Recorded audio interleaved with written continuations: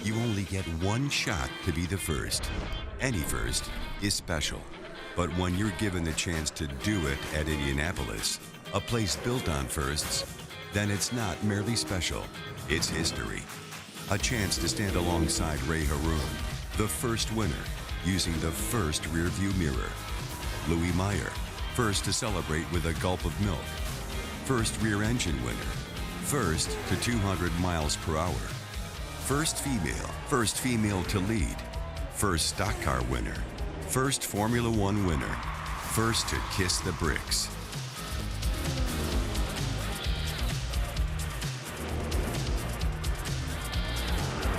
For more than a century, the Speedway has handed out firsts. But as the years have flown by, the firsts have slowed down. That's what makes today mean so much. Even to those who have already won so many races and championships. Even those who have won here before.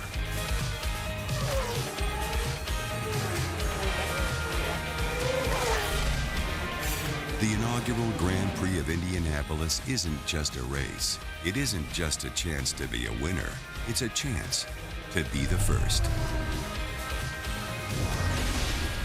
Who will be first in the first ever Grand Prix of Indianapolis on a beautiful afternoon at the Speedway? The cars are gridded. Great crowd has turned out. The drivers and teams are all ready. The command to start engines for this first ever race is just 10 minutes away. And welcome to the month of May at the Indianapolis Motor Speedway. I'm Alan Bestwick. The build-up begins toward the 98th running of the Indianapolis 500-mile race. You'll see it 3 weeks from tomorrow here on ABC, shown here for the 50th consecutive year, and what an honor it is to be part of our coverage. The activity begins today with something different. The cars running in reverse direction down the long front straightaway across the yard of bricks on the Speedway's 2.45-mile, 14-turn road course. 5 left and 9 right-hand turns, including 2 massively long and fast straightaways. A course that's been used in the past year for Formula One and motorcycle racing underwent a $5 million reconfiguration that's receiving rave reviews from the drivers.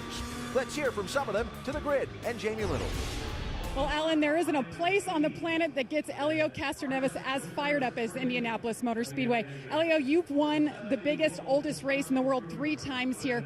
What would it mean to you to win the inaugural GP of IndyCar today? Anytime you're here in Indianapolis, it's amazing, it's special, it's awesome, and every time you go into a first place inaugural race, you wanna be the lucky one, you know, and special here at Indianapolis. So hopefully we have a great car. Verizon number 3 looks really strong. You have 2 amazing straight lines, which are going to give you guys a great show, a lot of passing. The sun is out, weather looks good, a lot of people here, so I'm looking forward. And today's my birthday too, so imagine, I'm going for that present. And if you see the trophy, it is a good present. Well, the birthday boy starts 10th. Now let's go over to another fellow Brazilian with Vince Welch. The last time Tony Kanaan was racing here at Indianapolis, he drank the milk as the Indy 500 winner. In a couple of weeks, he's going to try to defend that title. But today, same place, but a much different race. What's the great unknown about the inaugural GP of Indianapolis? There are plenty, Vince, but I think the biggest one will be who made the right choice on tires. You know, a lot of people are starting on reds. We know the reds are quicker, but we don't know how much they wear. This track is extremely abrasive because of the grooves. The blacks are more consistent, but it's a really an unknown. And there is a lot of pit stop strategies that we can play. We don't know. We have no history of this race, so I have no idea what we're going to base ourselves on. So it's open to everybody. It seems like you've been getting better and better each week in this new ride, the 10 car. How close are you to winning? We're getting close. We're getting pretty close. You can see we're starting much further down and, further up the grid. And then, it took me a little bit, and obviously I expected that. It's a team that has been using a completely different setup than I'm used to, but we're there. I have all the Target boys behind my back. Chip is giving me everything I can, so all I can do is drive to the front. Keep an eye on this guy today, Tony Kanaan. Let's go to Rick DeBrule. Well, Ryan Hunter-Reay had the fastest lap in the qualifying for the Fast 6, but he's not sitting on the pole. That's because At the end of the session, with a track that had been slicked by rain, hit right before the session started, he lost control coming out of the last turn after he hit a slick spot, hit the outside wall, did damage to the car. Fortunately, Ryan was okay, but because he brought out a red flag, stopped the session, he had to incur the standard IndyCar penalty, which means he lost his 2 fastest laps. The good news, his next fastest lap, good for 3rd on the grid, but it means you're going to have to pass people if you're going to win this race. So here's the question. We haven't talked about it yet. What's this track like to pass on? Can you pass your way to victory? Oh, I think you can, absolutely. I mean, they've done a great job with this circuit. IMS has just done a fantastic job. There's long straightaways, inviting passing zones, tight corners. I think we'll see a lot of passing today. The temperature's a little higher than we thought, so we'll see a bunch of different strategies here on downforce, tire selection, and also pit strategy. So there's going to be a lot of variables going on. You have to think you want to get it in the first turn, but are you going to stay patient, or are you going to go for it right off the bat? It all depends. We'll see where we have to go at it, but there's only one way you're going to win this thing, and that's passing to the front. So I've got to go for it. They've given me a great car, this number 28 DHL Honda, and just yesterday in the wet, it's part of it. Hit some standing water and lost the rear of the car, but the guys did an excellent job getting it back together. They were gone, left the track by 6 p.m. We were ready to go. All right, Ryan Hunter-Reay, you would not have expected the veteran to have problems in qualifying, but then you have to expect the unexpected here. And with another surprise, let's go to Dr. Jerry Punch. Through the years, there have been many surprises here in the month of May, but arguably none bigger than what happened here yesterday, as an impressive young Colombian, Sebastian Saavedra, overcame the weather, the wet conditions, the rain, to win his first ever Verizon IndyCar Series pole, and it comes in the inaugural Grand Prix of Indianapolis. And Sebastian, you've now had 24 hours to sit and think about what you've accomplished. What does it mean to you and this team? You are the pole sitter at the Indianapolis Motor Speedway. Man, it's huge, It's an amazing place. It's an amazing month. And of course, to be here means a lot to everybody. But for me, even more, being my first time. It's just everything so far has been perfect. Let's try to finish the same way. I think we can do it.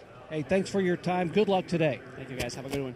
When Sebastian Saavedra was 9 years old, he sat in his native Colombia and watched his hero, Juan Pablo Montoya, win the Indianapolis 500. He said, today, it's my turn to win a race at Indianapolis from the front row. Alan?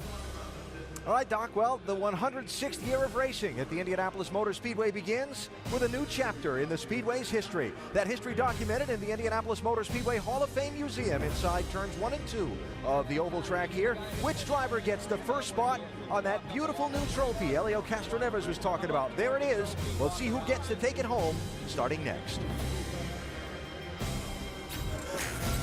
The Grand Prix of Indianapolis on ABC, brought to you by Verizon and IndyCar, driving technology, 2014 Verizon IndyCar Series. Drivers buckled in, getting ready to go in the inaugural Grand Prix of Indianapolis here at the Indianapolis Motor Speedway. What a spectacular day. Fans have turned out. They're lining all of the viewing mounds around the 14-turn course, and the command to start engines is just moments away. Joined by the 1998 Indianapolis 500-mile race winner, Eddie Cheever, and 11-time Indy 500 competitor, Scott Goodyear. Eddie, you are so appreciative of the history and tradition of this place, this new twist, the road course race. You good with it? I love it. I think we're starting a brand new beginning for IndyCar. My favorite page of all history books is that first page, and today we're going to write a brand new page in that book. And what a beautiful spring Indianapolis day for a very difficult race, and I just can't wait to see it start. Let's talk about the course on which this race will be contested. Been getting pretty good reviews from the drivers so far. Why? Excellent reviews because they took the old Formula One course and they revamped it because they asked all the current IndyCar drivers for their input, and they did a great job. Great passing zones, turns 1, 7, and 12. Very competitive turns, and all the drivers say it's the fastest road circuit they have on the tour, and it will be difficult. It always makes me think, Eddie, when we come to the Indianapolis 500, we always say the first turn, you can lose the race in the first turn, but you can't win it. And I think that's going to hold true here today, because as you rush down to turn 1, everybody wants to lead that first race lap here, the inaugural event. But all the drivers that are here today, there's only going to be one that leaves as a legend. Got to be a lot of fun finding out which one that is. Now, this is the 4th race of the Verizon IndyCar Series for 2014. The first 3 have been filled with plenty of competition and conflict. First race of the season. Green flag control, green flag. Here we go. We're green at St. Petersburg. Outside, can he do it? Oh, man. New leader, Will Power. Caution's out. We finally have a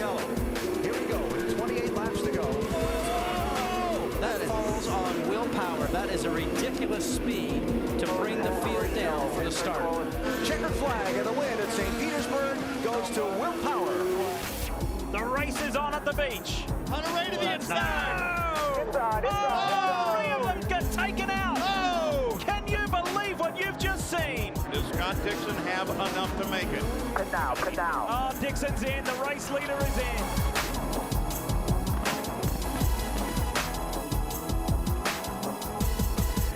Mike Conway is victorious on the streets of Long Beach.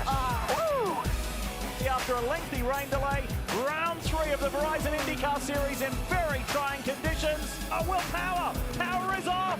Lotion's gone around. Finally, Forday gets through. Ryan Hunter-Ray leads Marco Andretti, who has been on a mission. Nightmare scene for the rookie, Mikhail Aleshin. This one will finish as is. It is checkered flag time for Ryan Hunter-Ray, 2nd year in a row. And a look at the championship standings after those opening 3 races. The top 3 drivers, Power, Hunter-Ray, and Pagenaud, have been incredibly strong in each of those 3 weeks. And last year's champ, Scott Dixon, very close behind all of them. Potential winners here at Indianapolis today.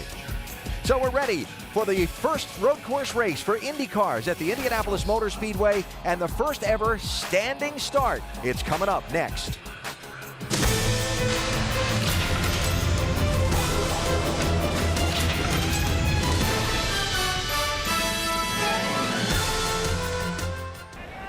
Race fans, now for the most famous words in motorsports, please welcome Mary Holman George.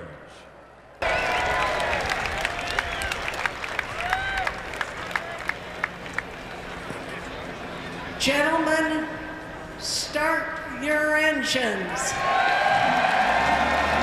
Thank you, Mary Holman George. At the Indianapolis Motor Speedway, the engines are fired. I said the engines are fired. Are you guys ready to roll? Oh, it's race day, a new tradition. At the Speedway, we're honored to have you with us tonight on this gorgeous day. Neither Sebastian Saavedra or Jack Hawksworth have ever qualified in the top 4, much less the front row. But that is exactly where they will start today. Both these drivers know that starting up front, especially here at Indianapolis, involves tremendous responsibility and pressure. And both know that with 23 other cars screaming into turn 1 right behind you on lap 1, there are huge consequences if either one of them makes a mistake. Here's Rick DeBrule. Well, Will Power does not have the greatest record here at the Indianapolis Motor Speedway. In 6 races here, his best finish is a 5th. The last 3 500s, he hasn't been able to crack the top 10. But this race is a whole new Indy. It's one that suits Power well. After 3 road races this year, he leads the championship. He's already got a victory. Now, it's hard to bet against him. When he's turning left and right, though, he is the road master. So would a win change his luck here at Indy? That's a big stretch. But it's a great way to start the month. Amy? Since Juan Pablo Montoya raced in IndyCar here in Indianapolis. Today he starts 8th. As for Elio Castroneves, he has 3 Indy 500 wins, and he told me if he wins today, he'll once again climb the fence, drink some milk, and eat some birthday cake. Vince Welch.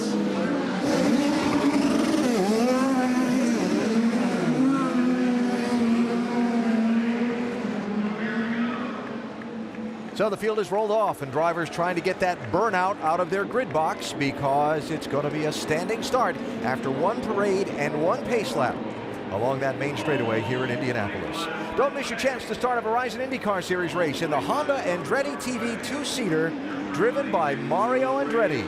Enter for a chance to win at shophonda.com. Why wouldn't you enjoy the experience too?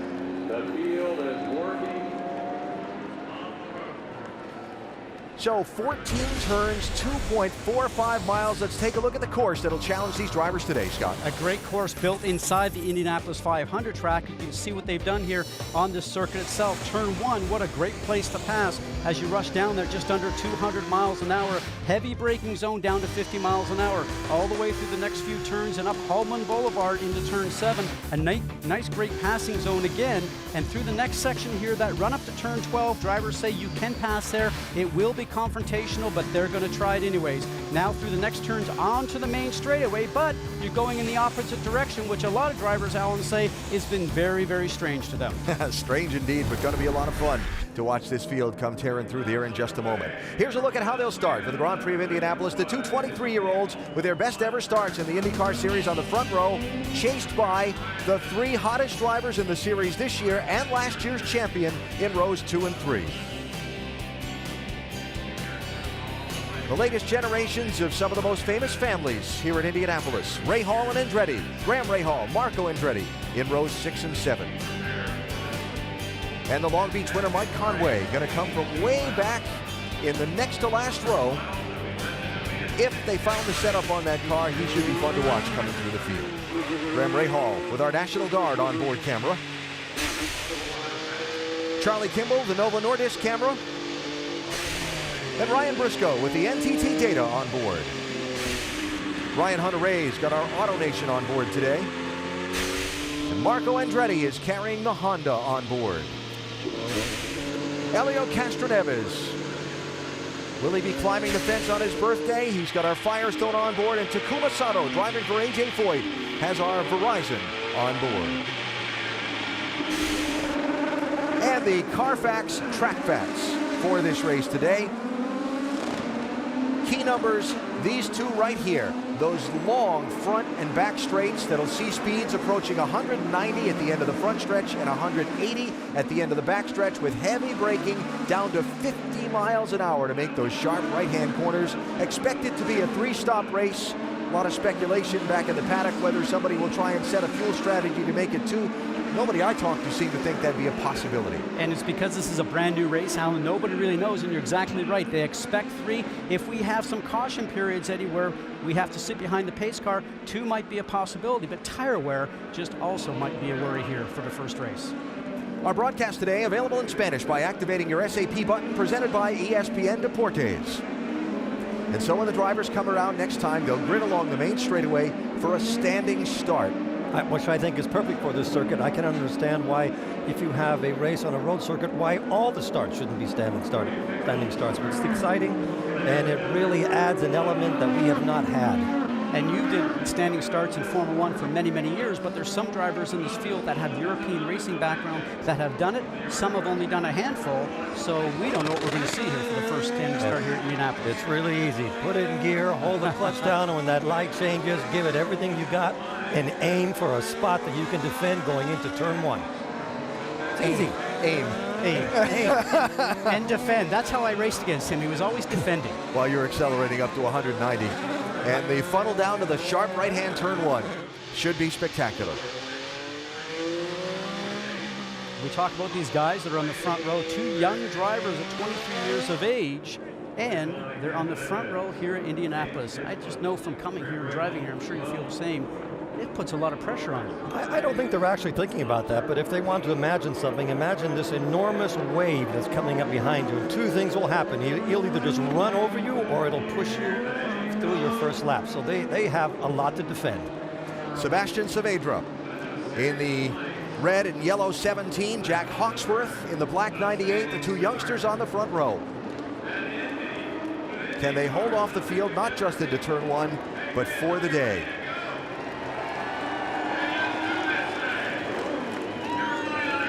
Mikhail Aloshin, the last driver on the grid in that number 7 car. When he gets in his box, the 5 lights over the track will begin to turn red one at a time. When all 5 are lit, between 1 and 3 seconds later they go out. When the lights go out, the race is on. The first ever Grand Prix of Indianapolis is about to start.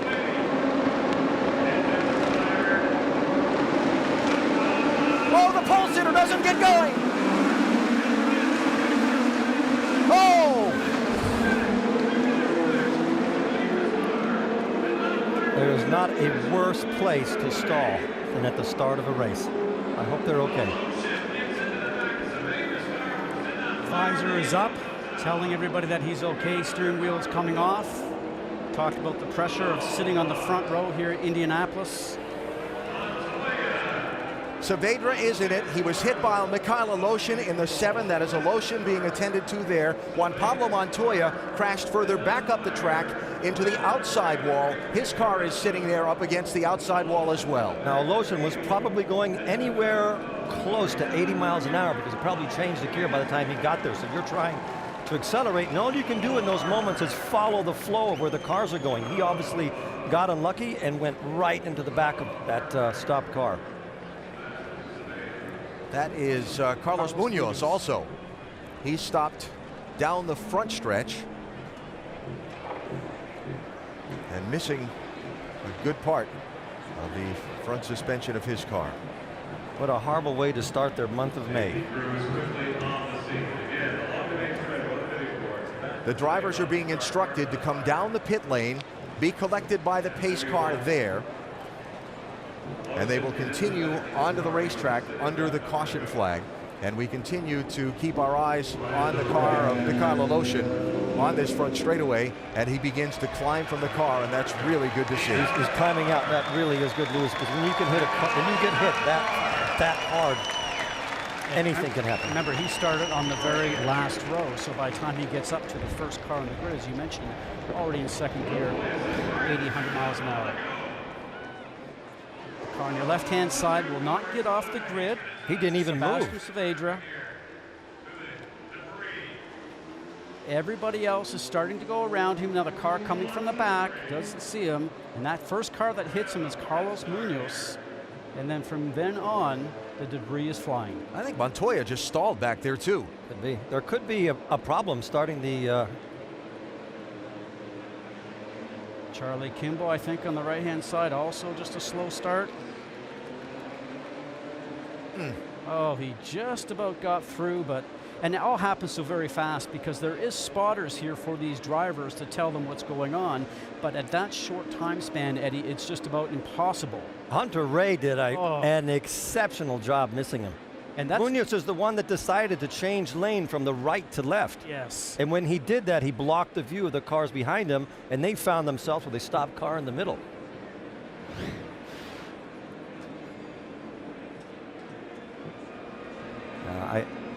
I would have to suspect there might have been something electronic or mechanical. Car didn't get moving, which is unfortunate. You know, and Al Unser Jr. is now the driver coach to KV, and he's actually been working with Saavedra, who's done a great job this month. Doc? Yeah, let's go down here. Sebastian Saavedra has walked over, talked to Matt Curry, talked to Steve Peterson and all the guys here at the shop. Here back in the, he's very, very frustrated, very upset. Sebastian, what happened there at the start? Man, I don't know. We just followed the protocol of the start, and I don't know if it was heat soaked or what. As soon as I released the clutch, it went from 11,000 RPM to 0. You know, very sad because we did an amazing job. Everybody in the team had very high expectations. Really very disappointed. We just need to see what happened. This should have not happened, unfortunately. Do you think the engine, was there an engine issue? Was there a clutch issue, an ignition? What do you think? We've been struggling very much, try to put this thing to roll. I don't know if it's a temperature, more grip in the tires. Just following protocol, and it didn't go the way we really expected it. Very sad to be talking to you so early, man. We really had a car to freaking put it up front. Emotionally, Sebastian, how difficult is this for you? Man, when you have the opportunity to be in the front of the pack in this amazing and magical place, you want to bring it home in the same place. And to not even get a chance because of freaking electrical thing or something pisses me off. Sebastian Saavedra obviously upset, angry, and very, very frustrated. Let's explain this protocol, Scott. What you have to do is you go up to your spot in the line, you focus on the lights, you engage first gear, you give it full throttle, and you drop the clutch. At that point, you expect it to go. You expect the car to go. There's nothing else you can do. There's nothing the driver can do. It's like launching a plane off an aircraft carrier. You go through all of these protocols, you give it maximum power, and in this case, like he said, he went from 11,000 revs to 0. It's supposed to do exactly the opposite. Now let's mention, on the IndyCar, the clutch is operated by your hand on the steering wheel. Yes, and all of the systems are electronic. So for whatever reason, as you just heard Saavedra explain, when he dumped the clutch, nothing happened, and then a lot happened. you would expect when you dump the clutch, you have so much power that it overpowers the rear tires. You get a little bit of wheel spin and the car launches itself. So the whole launch sequence did not work. And there is nothing a driver can do when that happens. And that's a very unsettling feeling when you're sitting in there knowing that all the other cars are going to rush past you. At this time, he would be looking in his mirrors, watching the cars going either side, and then hopefully he was not going to get struck, and that's certainly what happened. I was involved in a start like this at the Canadian Grand Prix once, and it had tragic consequences. I was there watching on the front stretch. Unfortunate, you can see how deflated he is, and you know, we always, when we have a problem, Eddie, you always want to try and leave the track and go on to something new, and as we can see here, the impact, now the drivers that are involved in this have to be here for the next couple weeks getting ready for the Indy 500. You walk back into your workplace for the next couple of weeks thinking about this. Yeah.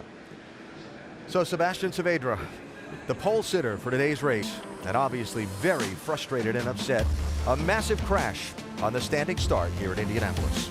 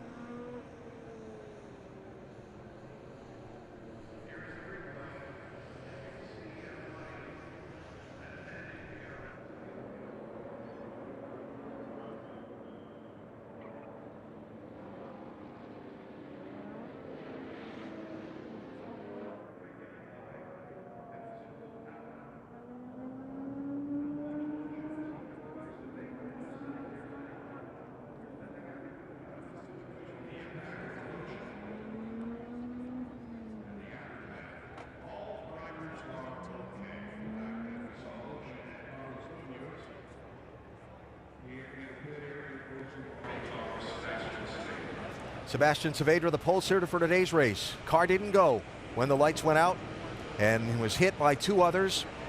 And the cleanup continues along the main straightaway here at Indianapolis Motor Speedway. You saw Mikhail Aleshin, who started last in this field and was the one who made the heaviest impact into the car of Saavedra, out of his car. There he is talking to his team. And a tough, tough way to start his Indianapolis experience. Juan Pablo Montoya looked like he just stalled his car on the grid. The safety team came out, fired him up. He's rejoined the tail end of the field. The young Russian driver is very lucky because he was already going pretty quick when he hit that car.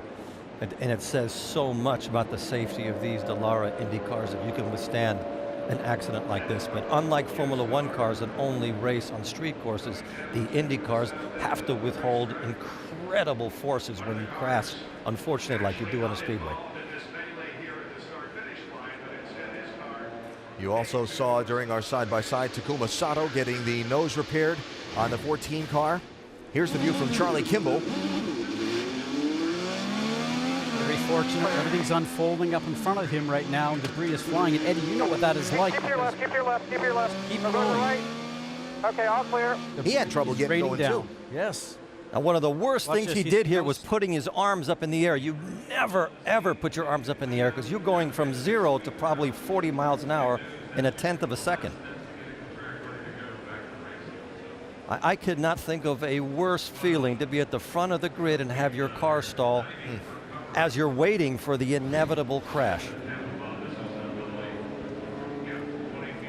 So they still clean up along the front straightaway, and we still look for our first full green flag lap of the Grand Prix of Indianapolis. Also getting reports that Mike Conway's car suffered some damage, and he has gone back to Gasoline Alley for some further repairs.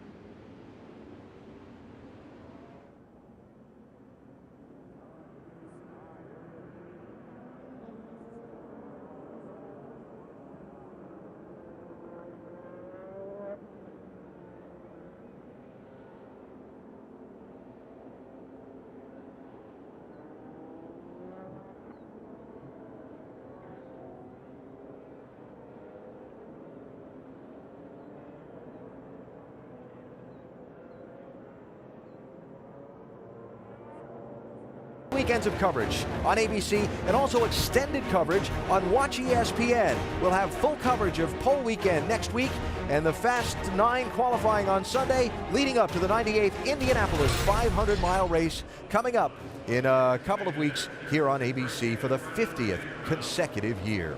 We start today with the road course race, the Grand Prix of Indianapolis, a race that got off to a very difficult start when pole sitter Sebastian Saavedra did not go when the lights went out and cars piled in behind him.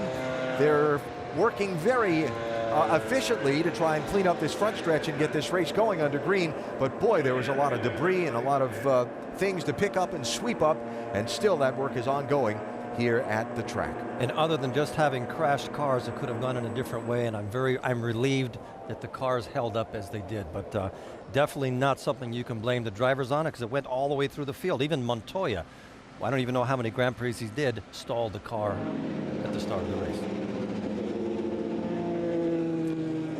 Mentioned Mike Conway's car getting damaged by some of the flying debris. Vince? And with his team owner, Ed Carpenter, Ed, how significant was the damage on Mike's car? It's gone to the garage. Basically the whole right rear corner, upper, lower wishbone, maybe the upright. So we're back at the garage. We're going to change out the corner. You know, Mike actually had made it through. He just hit the inside pit wall when he was going through. So we'll get back out, you know, at some point and just hope other guys drop out and we can score a few points. But you know, we'll just be trying to finish the race and prey on other people's misfortune. So unfortunate day, not the way we want to start the month of May, but I think IndyCar's had like 2 good standing starts since we started them last year. Haven't been a fan, still not a fan. Thanks, Ed.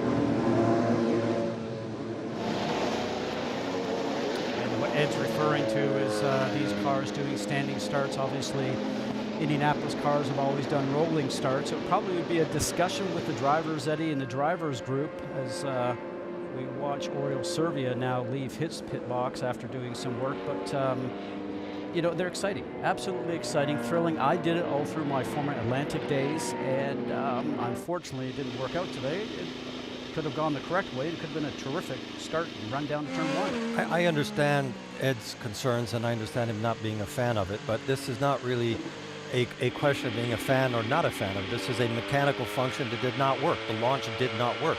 So it's more a question of getting a bunch of cars going someplace for a week and just keep on testing until you get it right. It's not, there's no one to blame other than the fact that the system failed. And is in development. And it's in development. So let's get through the development. Maybe if there was an error, is choosing to have a standing start today instead of a rolling one because the system isn't where it needs to be.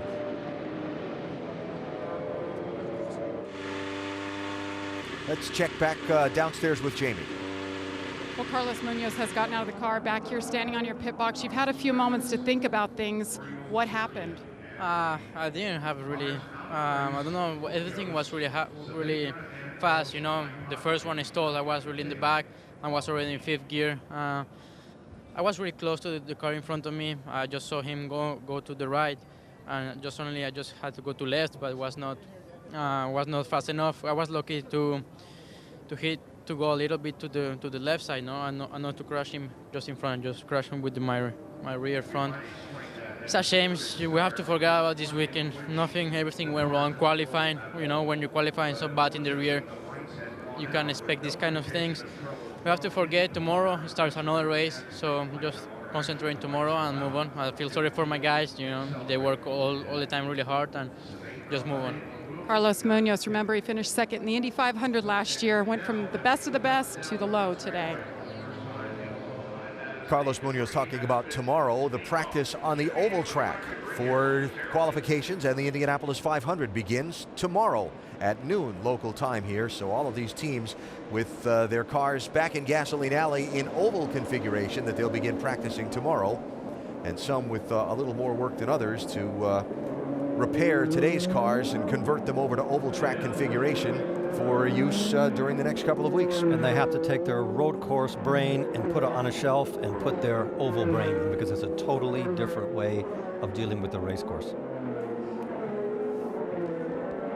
But the teams now are also well organized, and you know, it's just you forget about a race like this, Scott, that goes badly as quickly as you can, and you move on to the next one, which happens to be the Indy 500. Race that we know is so large in everybody's radar screen. A lot of these drivers that are competing in today's race that are from somewhere other than North America will tell you that they can remember the day that they were watching the Indianapolis 500 on TV with their family, and they're generally driving karts at that point in time and thought, boy, we would like to go to Indy one day. Sebastian Bourdais in the 11 is 9th right now.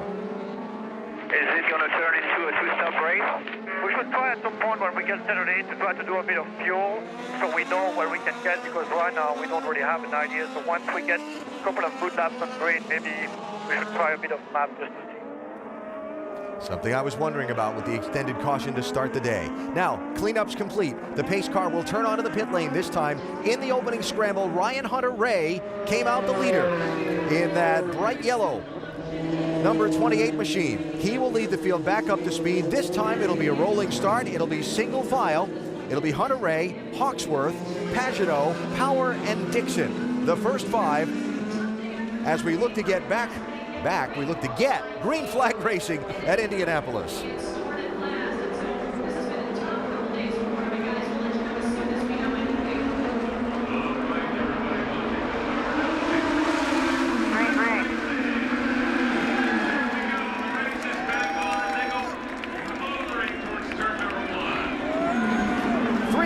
Second. Is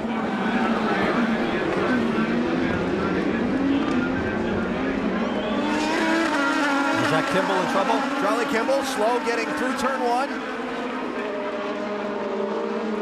Marco Andretti with the lockup. And all the way over the curb. What was that curb there for? Was that supposed to tell you to take a left?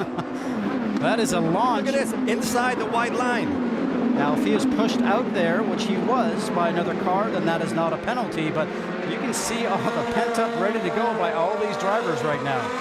As wide as this track is, it seems not to be wide enough for the first lap. I have never seen a first lap like this anywhere. I'm glad we're up here because right now I wouldn't know what to do down there. That was Ryan Briscoe that got pushed a little wide. And here goes Marco again. Just driving in there real hard, hopefully taking advantage of guys stacked up with cars in front of them. And we call that in grassroots racing, excuse me, pardon me, coming through. What a great first lap. Hawksworth is being attacked. Hunter-Reay. Oh, you can hear the crowd just loving it, and look what happens. But he holds on to his position because the next corner is to the right. That's no, he doesn't. Simon Pagenaud through Ryan Hunter-Reay. Simon told me yesterday, he said, I have a car capable of going to the front. I am confident whether it's in the wet or whether it's in the dry. Now his sights are set on moving forward and chasing down Hawksworth. And he's under attack from Dixon. Hunter-Reay is. Hunter-Reay. He was actually under attack. He was defending, so it makes you wonder where the aerodynamic downforce level is in all these cars. If you're not going down the straight fast enough, do you have too much downforce on the car to give you grip in the infield? Cost you going down the straight. Time will tell us here. That's one of the biggest questions on this racetrack because there are two very long straightaways. And obviously, the more wing you take out, the faster you're going to be in the straightaway. But nobody knows how the cars are going to handle into these long runs because nobody's even run a full tank session. So Jack Hawksworth, the 23-year-old, originally from England, now living in Indianapolis, driving for Brian Herta Autosport. After starting on the front row, in the mad scramble, losing the lead, charges past to the top spot. Here comes Dixon, looking to the inside of Hunter-Reay for third. Dixon is never somebody to try to pass if he's not 100% sure he's going to make it through.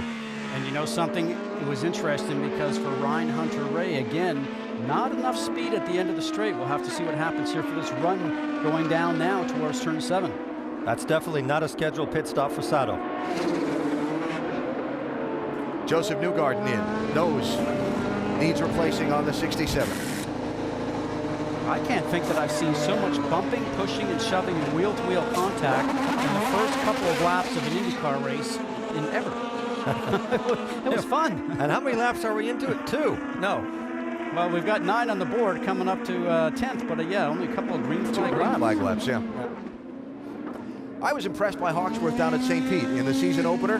He really had a strong effort and showed a lot of pace in this 98 car. Got caught up in that big restart wreck that caused some controversy late in the race. He's walking away. And you know something? How many drivers come to Indianapolis, Eddie, and don't get qualified for a race?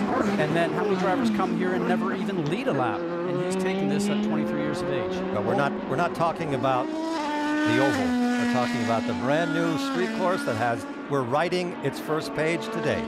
Vince? Well, before hiring Hawksworth as his driver, team owner Brian Herta had Hawksworth for a test at Sebring. And he said, Herta said, he knocked our socks off. There you see Herta on the right-hand side of the screen. He said not just with his pace, but with also his feedback and his personality. Shows unbelievable poise. This kid is not overwhelmed, despite the fact it's just his 4th ever IndyCar Series race. Well, I don't know if he can drive like Nigel Mansell, but when you hear him give an interview, it sounds just like him.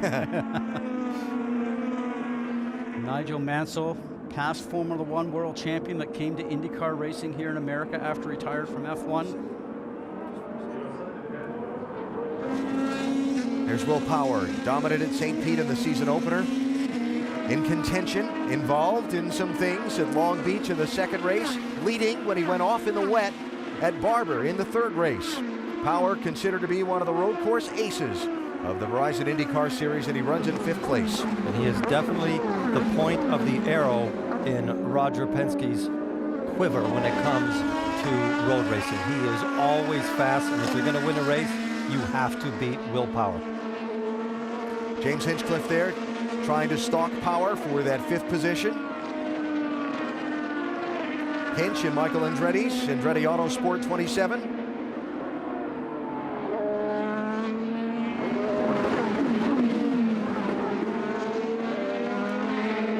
Hinchcliffe is still trying to get his season started, isn't he, Scott? He's been very fast in testing and good in qualifying. He's had some very unfortunate races.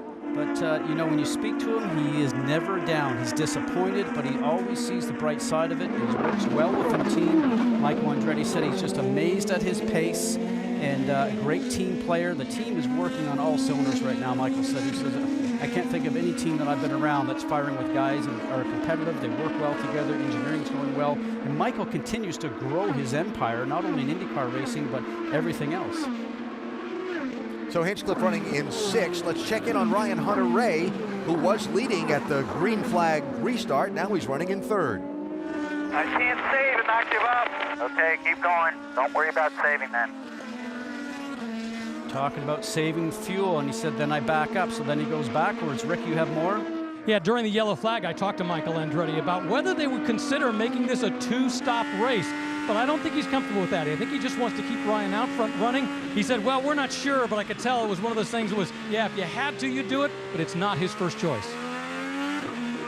He's working on some of the numbers right now, and I see these guys being about 4 or 5 laps short just on trying to make it on 2 more stops, even with the caution we had. Now, if we end up having some more caution guys, then we can probably make that happen. So that's the contest right now, and that's when we're driving the car, and everybody else in the pit lane amongst their computers is trying to figure that out and tell us what to do. Never, ever bet on an oval coming your way, because inevitably it won't.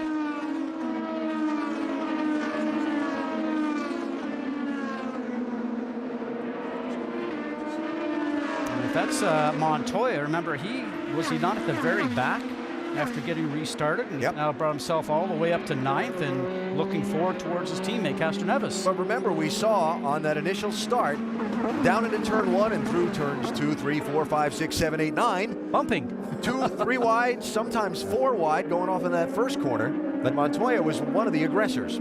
But now they've found their rhythm. Now they have marks on fuel to hit, and they've got to get off the curbs and stay on the asphalt and try to get as many miles as they can. It's all brand new. This is the first time they've ever been this far on this track. Up to 180 miles an hour, heavy braking here into turn 7. This is where you need to carry momentum all the way through 8, 9. And when you come out of 10, it's a fast turn leading up to 12. A lot of load on the car, a lot of load on that left rear tire. This is a fun section. Now back up onto the Indianapolis Motor Speedway course, albeit going in the opposite direction in the short chute here between turns 1 and 2 of the Indy track. And now back into the motocross, MotoGP turns, very tight. Now this is the turn everybody says back on the gas, full bore, up to top gear and 145, 7 miles an hour right there, and now going up to almost 200 down this main straight. Pass-through penalty, Frank Montini driving one of the Andretti Autosport Hondas here for jumping the restart. He just served that penalty. He's driving the silver number 26 car that Kurt Busch will take over starting tomorrow on the oval track for his double effort at the Indianapolis 500 and the NASCAR race later that night in North Carolina. Jack Hawksworth with a move by Ryan Hunter-Reay to get the lead after the restart, and he's out in front of Simon Pagenaud by 0.2 of a second.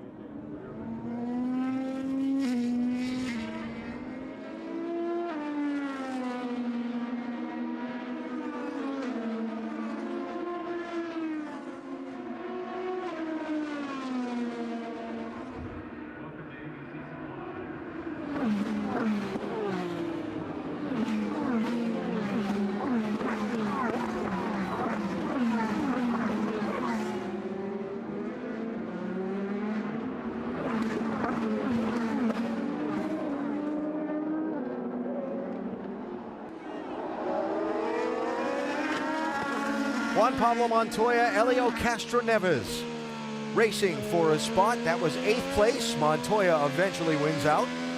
Wasn't very friendly or very teammatey, was it? Juan's got to go. Gotta go. To overcome the stall on the initial start. Racing from Indianapolis today on ABC. Tonight, the NBA Conference semifinals continue. 8 Eastern Time, we have NBA Countdown, followed at 8:15 by LeBron and the Heat facing Deron Williams in the Nets. Miami leading 2-0 in that series. They're 6-0 in the postseason. The nightcap, Tony Parker and the Spurs up 2-0 facing Damian Lillard and the Blazers. Both games also live on Watch ESPN. The NBA playoffs continuing tonight. Well, Montoya is laying down a lot of rubber when he's coming out of these corners. He's using every bit of the car he can at this point of the race. So Montoya running in 8th place. Marco Andretti, after we saw all that curb hopping and aggression on that restart, finds himself back in 17th, Jamie. Well, Alan, right after we were talking about Marco and his aggressiveness, he started yelling on the radio saying it's over boosting in 4th and 5th gear. Well, the team looked at some telemetry back here in his pit box and told him it's a coil issue and we're going to have to fight through it till the end. So not a good day for Marco. Over boosting, so that means electronically too much boost in the system, and he probably ends up on the rev limiter, Eddie. So once it gets on the rev limiter, it slows you down just a huge amount. And you think about how racy he felt, how competitive he could have been if he didn't have this problem. I was thinking about Marco this morning after speaking with him. He is doing something that both his dad and his uncle never got a chance to do here, and that's to run on the road course here at Indianapolis. He was pretty pumped about that.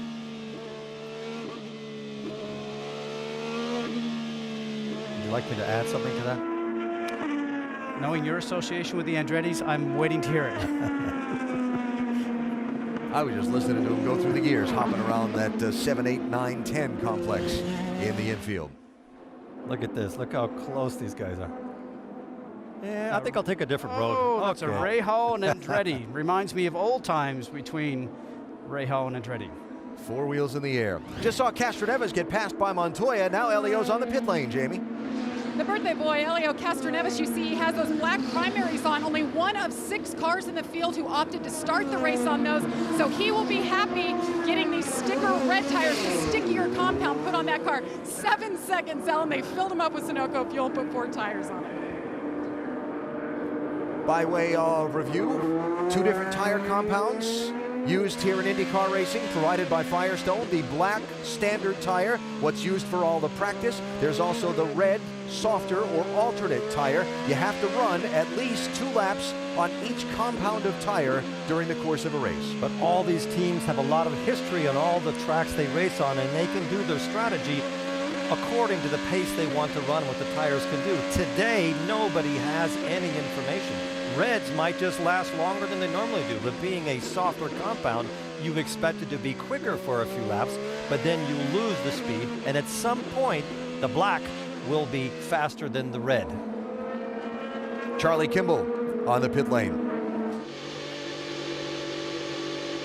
Okay, you're going to have a clear pit That's in. Charlie Kimball, and he comes down for his first pit stop of the day, and they wanted to try to come in during the yellow, but they had not taken the green flag to put the red tires on. They're one of the guys that started in the back of the pack and started on the black tire. You see the red wall on the side of the tires. You heard Alan Besser talk about these are alternate tire. It has much more grip and much more speed. 7.4 seconds, Kimball away.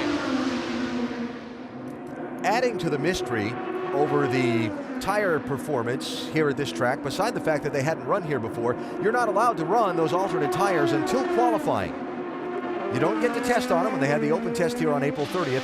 And in qualifying yesterday, the track was wet at times. So they don't have much experience at all on the alternate tire, and it's a little bit of a mystery until you get on them in the race and see what the lap times do. And this track is unique because you have these very long straightaways. When you get to these long straightaways, the tires cool down. So maybe the Reds will be more consistent over the length of the run than they have been in the races we've had so far this year. Jack Hawksworth legging it out over Simon Pagenaud. He's kept it around 2.5 seconds from Pagenaud. Scott seems to think that Hawksworth is burning more fuel than he should be at this point. I'm not that sure that's the case. Well, it's hard to say, you know, and it's going to come down to what is their strategy, what is their thinking. The second car in line, Pagenaud, know a lot about him, and Dixon also. All those next guys that are behind Hawksworth, Pagenaud, Hunter Ray, Dixon, Will Power, Hinchcliffe, I would say certainly they know how to save fuel, and they do that by rolling the car through the turn a little quicker without slowing it down so much, something you always work with on new drivers coming to this series, and everybody knows that Dixon is one of the best. I would not be surprised to see Hawksworth come into the pit lane, and then the next lap or 2 laps later you see Pagenaud and guys like Dixon. But even if he does, we're not sure. Well, we don't know what the length. Nobody knows right now. They're just accumulating information. But that is the master. When it comes to saving fuel, Scott Dixon and the Target team, they are the best. Now, there are some race fans that get irritated when you talk about fuel and saving fuel in the course of a race where you're trying to go as fast as you can go. But, asterisk on that, you're trying to cover the distance from green flag to checkered flag as fast as you can. That means staying stopped for as little time as you can on the pit lane. Montoya's in, Jamie. Started his day 8, that tied for his best start of the year. Juan Pablo saying he's just sliding his tires and apologized to the team. They're putting some scuffed red tires on the car. Of course, that means he's put a couple of laps on this set of tires, and we'll see if that'll help the grip. We could see that when he was exiting the slower corners. He was actually laying down rubber as he was accelerating. So the car sliding across the road, you're actually making the tire wear out a little quicker. You're building the pressure up on the tire, and when that happens, you end up losing grip. That's what a lot of drivers were starting to worry about here this morning. Ryan Hunter-Reay running third. Okay, we think you might have a right rear going down. It's going down slow, so let us know when the car starts not feeling so good. All of these tires have sensors in them. The telemetry sends a lot of information per lap, so they can actually judge a 1/4 of a pound change in the tire pressure. The driver at a certain point will say it's undrivable and I have to come in, but he's trying to stretch that as long as he can just in case a yellow comes out or something that will play into his strategy. He's on his own pace right now. Got more on this, Rick?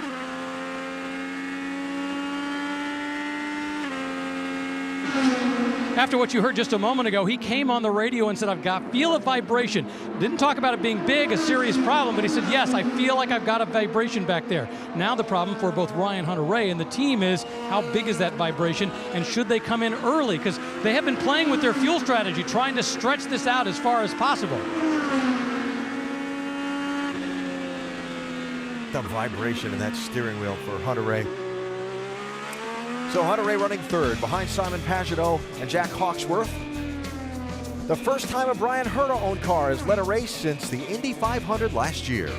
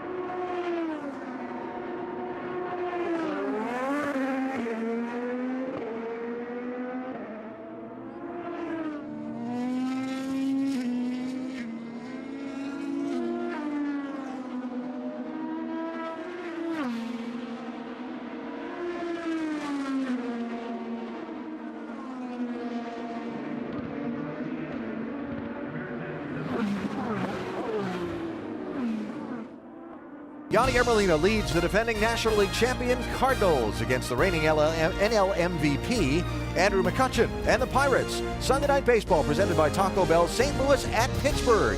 8 Eastern on ESPN and live on Watch ESPN.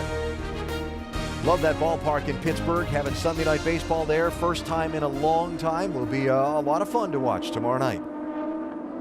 Here at the Indianapolis Motor Speedway, first time ever for the Verizon IndyCar Series to run on the Speedway's road course. Kicking off the month of May, it is Jack Hawksworth, who started second, dodged a huge crash on the standing start when pole sitter Sebastian Saavedra's car quit on him at the green, and two others piled in.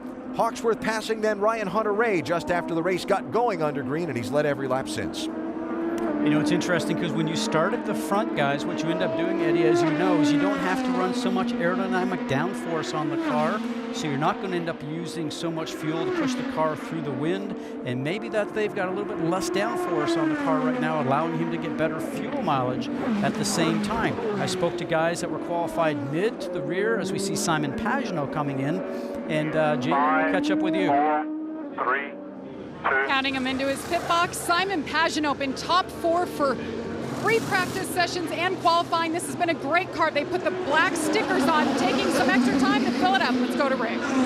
Scott Dixon brings the car in. He's liking it so far. In fact, no adjustments on it. He's been very quiet, and that's a good sign. So in the middle of this opening cycle of green flag pit stops here, Graham Rahal's in, Sebastian Bourdais is in. The top 2, Hawksworth and Hunter-Reay, have not yet stopped. At this point, Hawksworth is not only the fastest car, most consistent car on the track, he's also the one that's using least amount of fuel. So they've definitely got their setup correct for today. And he's in the pits. He needs to get this right. He has not had that much experience in the pits. 50 miles an hour. Here he is, Vince.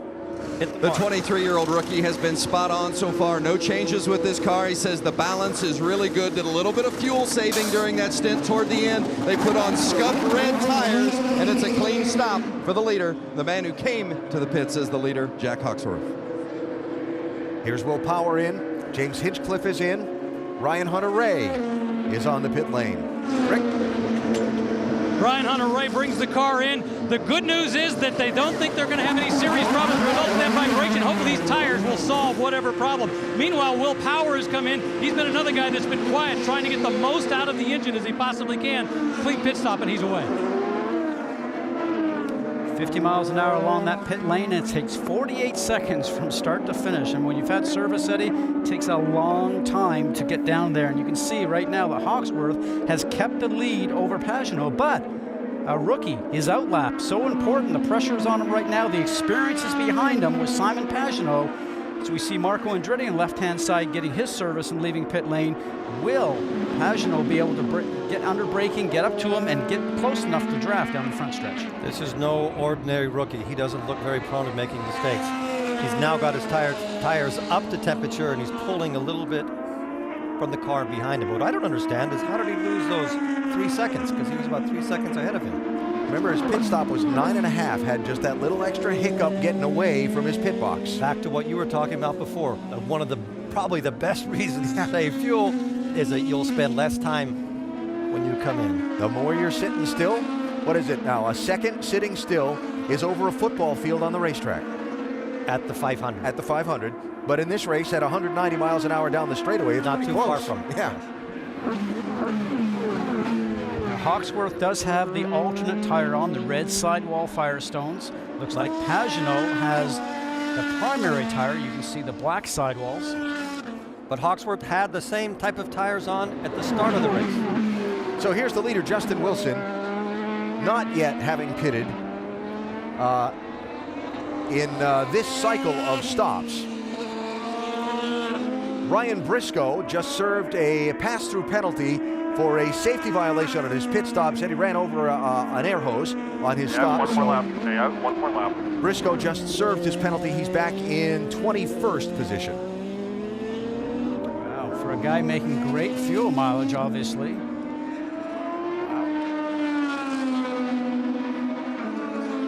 So So after we cycle through these pit stops, Hawksworth will still be leading, and we'll see by how much on Simon Pagenaud. And Hunter Ray is still third, will be third. Dixon will be fourth, and Power will be fifth.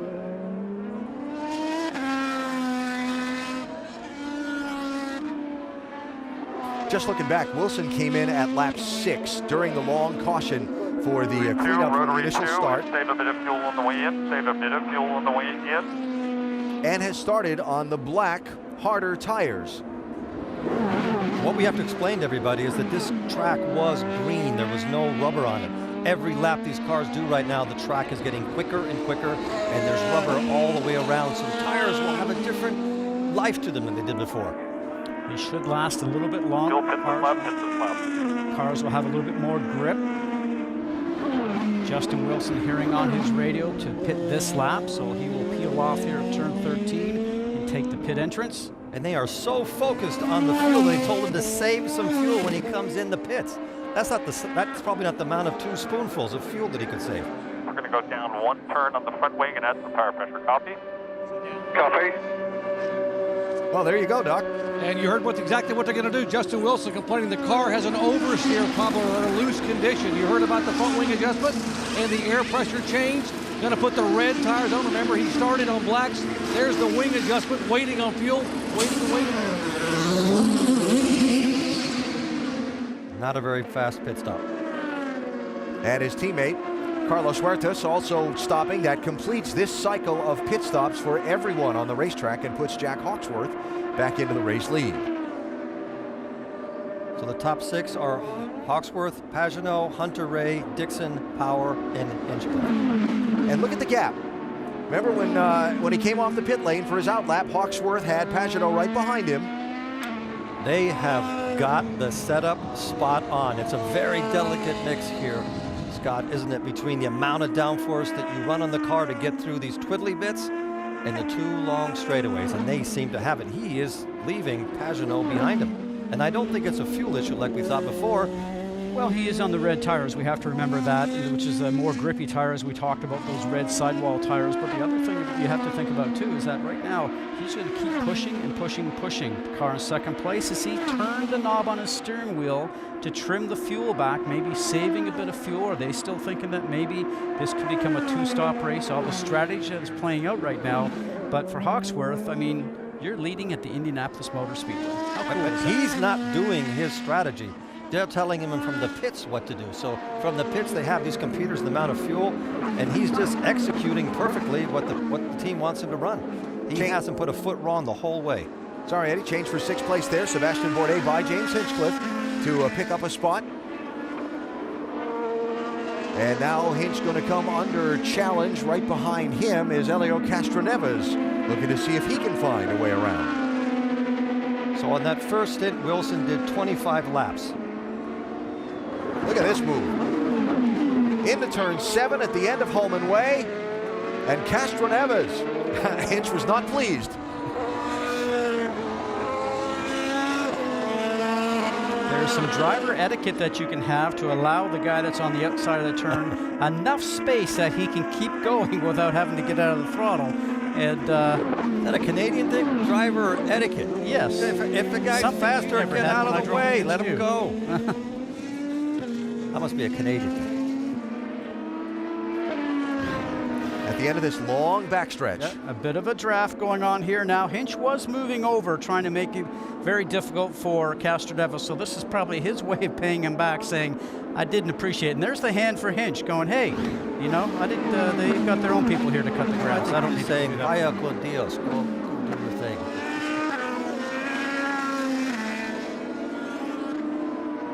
So Castroneves, the birthday boy, running in 7th position.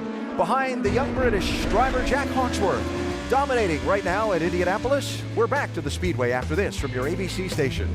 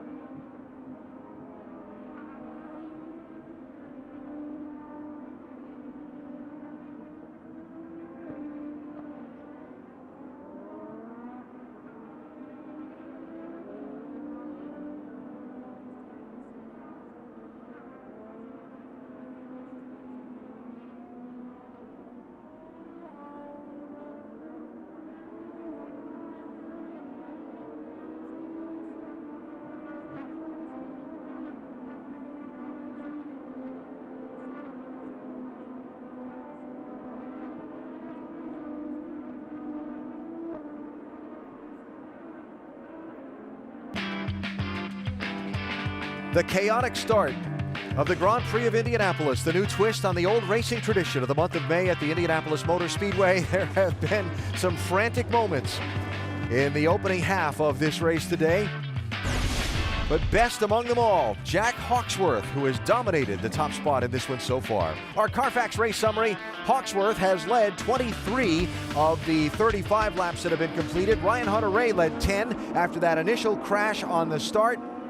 And Justin Wilson a couple on the cycle of pit stops. And again, pole sitter Sebastian Saavedra's car just quit on him when the lights went out and he was supposed to go. A couple of others piled into him on the start. Fortunately, all the drivers okay, and the race continued after a long delay for a cleanup. Just finished cycling through a series of stops and a widely spread series of pit stops. So some teams choosing to make different plays here to try and gain some track position, get out of traffic, save a little fuel, a variety of things. What hasn't changed through the cycle of stops is that this 98 car is fast. He's stretched out a 5.5 second lead on second place, which was 2.5 seconds more than he did on the first stint. The interesting thing when we talk about tires, and we were talking about this on the break, Eddie, is that right now Hawksworth again on the alternate tire, the red, and then Pagenaud on the primary tire, the black, which we know is a bit slower tire. At the last stop here coming up, it might be reversed. Hawksworth has to run a set of primary tires once, which will be his third stop. Will he slow down? Will Pagenaud put the reds on and go faster? We're going to have to wait to see. Let me have a counter argument on that. By then, there will be a lot more rubber on the track, and it might not make that much difference when you put a pair of blacks on. Good possibility. From the leader's pit, here's Vince. Indeed, and remember, during practice this weekend, Hawksworth was very fast on those Firestone primary tires, so they're not scared to put on those blacks, that's for sure. These are scuffed reds for Hawksworth, and Brian Herta's team owner continuing to update him that the lead continues to increase. And remember, hard to believe that this kid at the beginning of the year almost wasn't even going to be a race car driver. He was about ready to become a personal trainer, had even given $1,000 to join a personal training class, and then Brian Herta called and said, we want you to test our race car, and eventually he became a full-time race car driver for Brian Herta Autosport. Herta said today, I didn't even realize that. Maybe I should give him his $1,000. He's on his way to earning much more than that today as he comes up on the lap car of Takuma Sato. Days when you have a car where you've just hit the setup, they've got to be a lot of fun. It's fun, and it's hard to say this because people at home will think you're crazy, but it's actually an easy drive. You know, I think about races I've won and how easy that may have been sitting in the cockpit, and races you finished 10th or 15 at, and you got blisters on your hand and you're physically worn out simply because the car's been in control of you, you've not been in control of the car. This is a very special day for him because he got to race in a really good car at a circuit where nobody had any experience at all.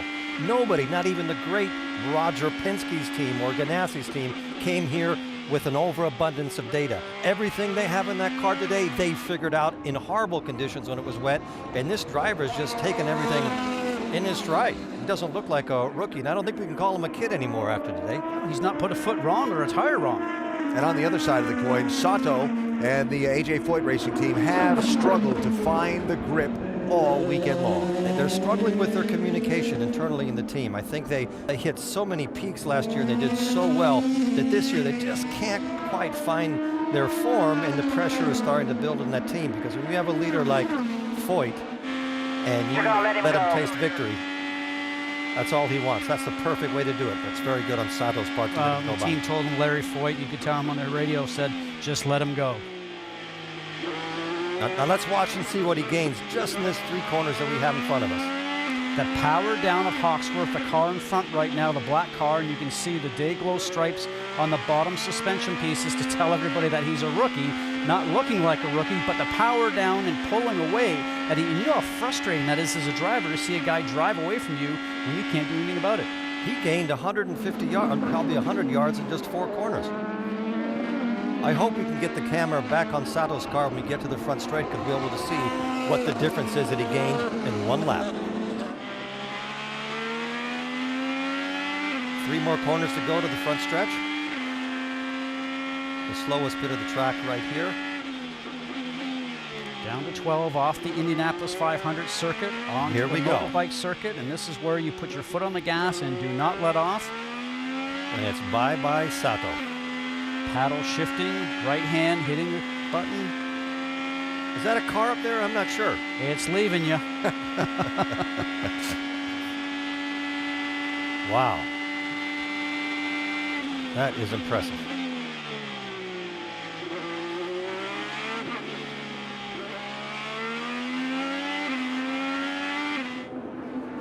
Well, we are just coming to the halfway point of this race.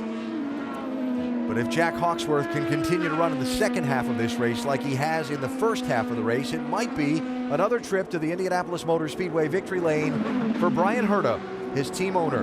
Remember this? One of the most shocking finishes ever to the 500-mile race here, when within sight of the checkered flag, J.R. Hildebrand got out of the groove and hit the wall in turn 4. Dan Weldon went through and got to the finish line first and tasted the milk in victory lane with his team owner, Brian Herta, right alongside. And that was one of the most popular 500 wins I have ever seen. And another popular Englishman might be taking a victory here at Indianapolis. Brian knows how to pick them. That's 41 laps, halfway. This is third, fourth, and fifth. Ryan Hunter-Reay, Scott Dixon, and Will Power. Andretti, Ganassi, Penske. And you could throw a blanket over all three of them.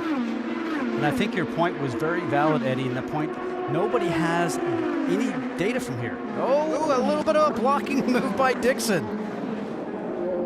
Will Power is through. For the moment.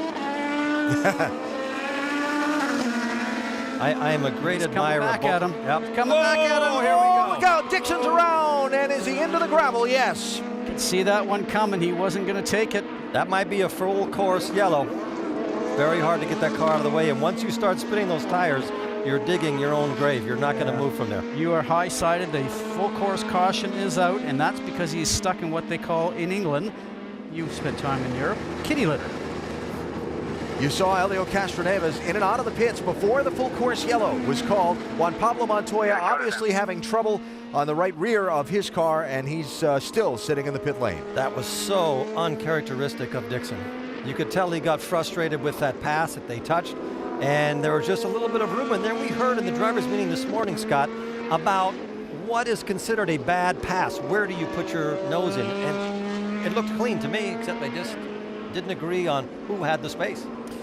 Well, there has been some different philosophies on that, and I'm not going to try and say whose turn that was, because the officials are going to review that. But irregardless, the car that's coming from the back, which is Dixon's target machine, going up against Will Power, he's about beside him. And so should Will Power have given him some more room to allow the two to go through the turn side by side? We are hearing a bit of that in the drivers' meeting this morning. But really, Dixon was losing control of his car. The wheels were locked up because he started to turn in, started to unload. That right front tire started to lock. So I'm sure that they'll look at it, review it, and assess any penalties if they deem necessary. It's not shocking, but I might have a different opinion on that. I think what you saw there was Scott having to lock up his brakes because Power turned down. Power had a lot of room on the outside. I think it could have gone either way. And it's a pity because now Dixon is out of the race. So while they get Dixon back going, you see Montoya back on the racetrack. Jamie, what happened to the two?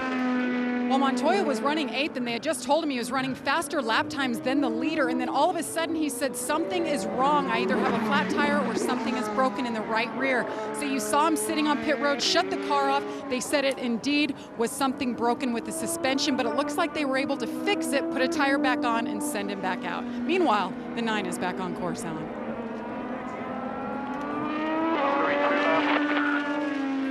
So through all this, does this become a two-stop race? I think so. Depends on how long this yellow is. Pits are closed.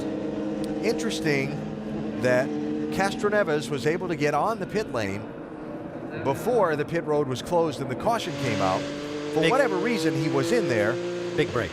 He's gotten his service and he's back out. So if all these other front runners come in under the caution now, track position found. I don't know if that was a gift for his birthday from the track or not. He seems to be very lucky here, and that was a big one. This place does like him. Castroneves and Indy are synonymous. First races here. First 2 Indy 500s he came here and he won them. That's incredible. And he's now in a position, because of that yellow, to have a slight advantage over the rest of the field.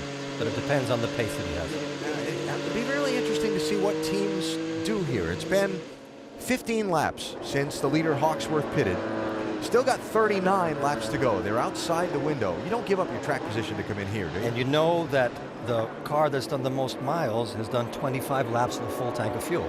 Yeah. So everybody at home can get a pencil and a piece of paper and work out what they think the right strategy would be, because I don't think anybody is sure in the pit. Black tires, full tank of fuel, minus 1/2 of front wing. And on the last fuel tank, Helio did 22 laps on his full tank. It's going to be interesting to see when they get to the opening of pit lane here in just a moment. Just the beginning of our 3 weekends of coverage from the Indianapolis Motor Speedway. Next weekend, they'll set the starting order and make the run for the pole for the Indianapolis 500. Extended coverage of qualifying Saturday on Watch ESPN from 11 to 3. And then we'll have the 2-hour run late in the day when the temperatures start to cool here on ABC. That's next Saturday. Next Sunday, we'll be back for the Fast 9, the run for pole position for the Indianapolis 500. Again, extended coverage on Watch ESPN Sunday morning, and then from 1 to 3, the Fast 9 and the run for the pole here on ABC. That's next weekend from the Indianapolis Motor Speedway. And then, need I say more? It becomes the Temple of Speed. The Indianapolis 500, starting at 11 a.m. Eastern Time here on ABC. Here they come to the opening of pit lane. Who comes in? They do come in. The front couple come in.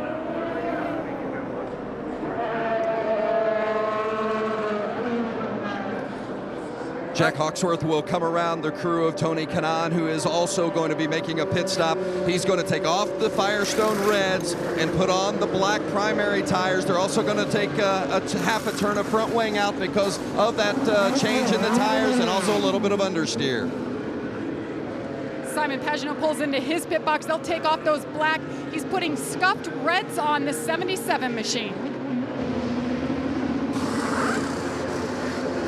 Will Power brings the car in. Once again, everybody's been on a fuel strategy. At one point, everybody was thinking about coming in, but at the last minute, only a few did, Will Power being one of them. Now the question is, how much fuel can he use in the next 2 stints? So the strategy split there. Hawksworth came in, Pagenaud came in, but Hunter-Reay stayed out. Hunter-Reay, I think, is hoping there's another yellow. Interesting to note, I was looking down pit lane as this was happening, and I think Pagenaud beat out Pagenaud beat out Hawksworth when they left pit lane, so that'll be interesting. So not pitting under the yellow, Ryan Hunter-Reay, James Hinchcliffe, Justin Wilson, Carlos Huertas, and Helio Castroneves. Also, it looks like Oriol Servia and Charlie Kimball stayed on the racetrack, so 7 did not pit under this yellow flag.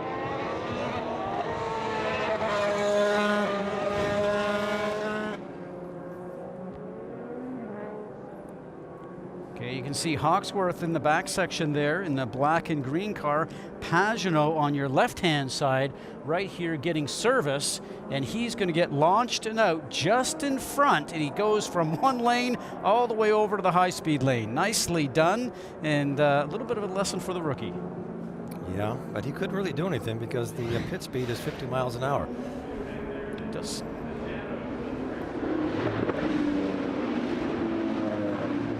All right, Ryan, we come in now. We have to save like we did at the end of the first stint. Can you do that? Well, I don't know, Ray. We're coming up to it here. I can't go that fast doing it. That's for sure. I think you're going to have a lot of cars between you and them. They're all going to have to pit again.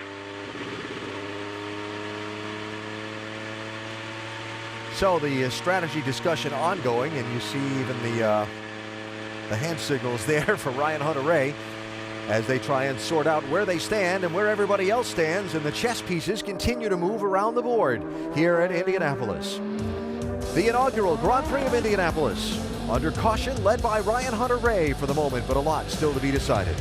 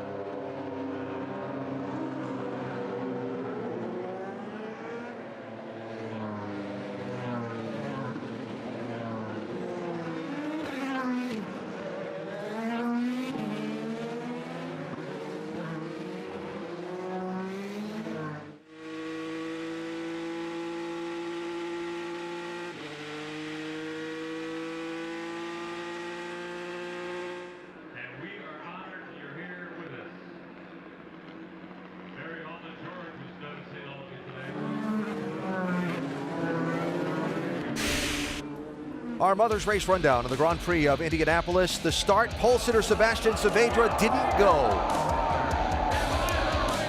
And here it goes a hit. Carlos Munoz and Mikhail Aleshin piling into the disabled car of the pole sitter. Fortunately, all the drivers okay. Mike Conway also took some damage in that. He's been back to the garage, repaired, and back onto the racetrack. Juan Pablo Montoya stalled on the start. He was able to continue. What a frustrating day for today's pole sitter, Saavedra. Jack Hawksworth got by Ryan Hunter-Reay shortly after the race got going under green, and he's dominated. Hawksworth's led 31 of the 46 laps that we've completed so far. He's been dominant until this last exchange of pit stops when he gave up the #1 spot.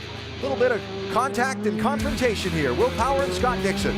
Two veterans going at it, and Power gets by, and then Dixon comes to try to return the favor to make the pass and can't get it completed.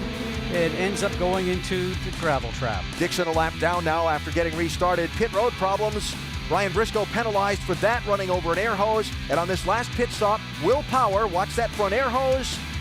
And that is being reviewed by race control. We'll hear if there are any penalties called out after the restart. Don't forget to spend your late nights with Jimmy Kimmel. Guest list this week, Shark Tank's Damon John, Emily Blunt, Iggy Azalea, and Nathan Lane. Plus Kimmel's great moments in unnecessary censorship. Jimmy Kimmel Live, weeknights, 11:35 Eastern here on ABC. Jimmy's about to be the senior statesman of late night television after Dave steps down later this year.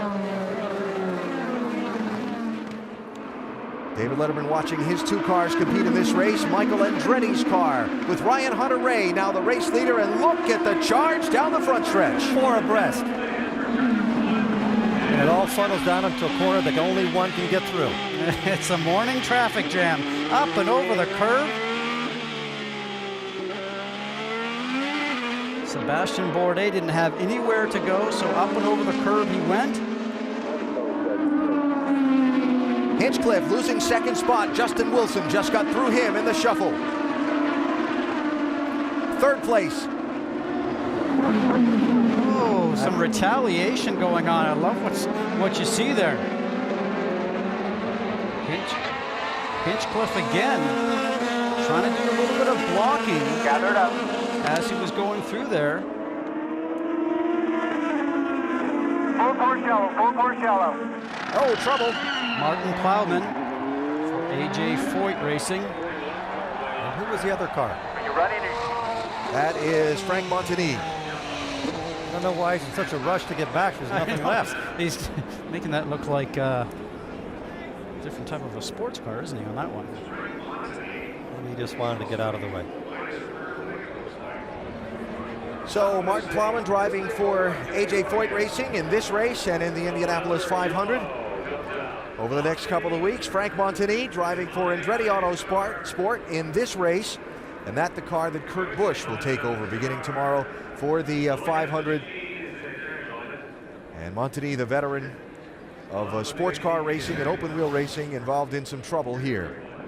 Just looks like everybody. Oh, Martin Plowman, the number 41 car, the AJ Foyt car, up and over. Oh my goodness, that's why the wing is off. They were both very lucky. Wow. It just looked like the back end of the car just swapped around. Now he sees a car on the inside. He realizes that he's going too fast and he's not going to make it, so he bails out, tries to go to the left-hand side to avoid, but obviously not a lot of grip over there on the back side of that curbing. And Marco's probably sitting in the car going, I can't believe what I'm seeing here. I think they might have to rethink those curbs a little bit for next year. It's a little bit too easy to go down there and then you get launched. Well, then you know, when you're at the back, Eddie, you know how it is sometimes. Everybody's braking ahead of you, and you think you're going to be able to go down there and pass about 3 or 4 or 5 cars, and you realize that you put your foot in the brakes and you're going way too fast. That's why they have that many pedals down there. The one on the right is to go fast, the one in the middle is to slow down. I'm sure Frank Montagny has not really a clear picture of what happened other than he saw a shadow of a race car come over the back of his. He'll probably be very curious to see that replay when he comes back around. And you see Martin Plowman's car has been refired and continues away. We've seen a little bit of everything today. The very initial start, a lot of people saw the crash that we had, and then on the restart itself, we saw a lot of people pushing and shoving NASCAR style, a lot of bumping going on. I have to interrupt you. He's not going into the pits. After flying over the curb, almost landing on his roof, he's staying out on the racetrack and not going into the pits to have it checked. He has a lot of faith in that machine. Yeah, and you're saying that because there could be suspension damage to the car, which in turn, if it did brake at speed, could put you into the wall. So how about the wheel-to-wheel fighting we saw going on in those first 5 or 6 corners? Actually, it was about turn 8 before the caution came out. And James Hinchcliffe was right in the middle of it. Horses blocking! Horses blocking! He better get a penalty for that. That was moving in the brake zone. That was bull. Rocket was standing here, right here, and watched it on TV. Also, I am'd it. I think he was not happy with the blocking. There was a lot of bleeping. I can understand that. That was a lot of aggressive driving going into that corner. Scott, do you think this yellow is going to help Hunter Ray on his strategy? Well, I see that he's short as it is right now. The other cars, I think, had both of Pagenaud and Hawksworth would only get to lap 71. This assists both Hawksworth and Pagenaud, I think, more than anybody else right now. We shall see. And for Will Power, we saw him clip that air hose on the pit stop. Penalty for that for the 12 car has set one of the contenders in this one back in the field. Wildness, extreme wildness at Indy.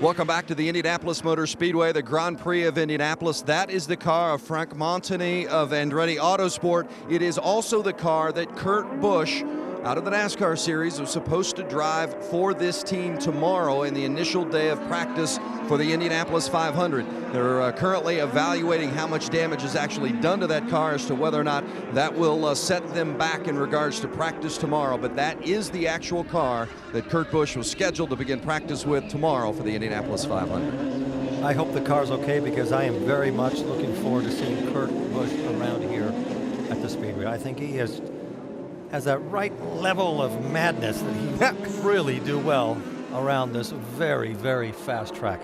Testing went really well. for Kurt in the rookie orientation program and the testing that he's done here at the Speedway. So Ryan Hunter-Reay, Justin Wilson, Carlos Huertas, James Hinchcliffe, Helio Castroneves, the first 5. Remember how wild these couple of restarts we've seen today have been. Oh, trouble, contact. And there'll be another yellow.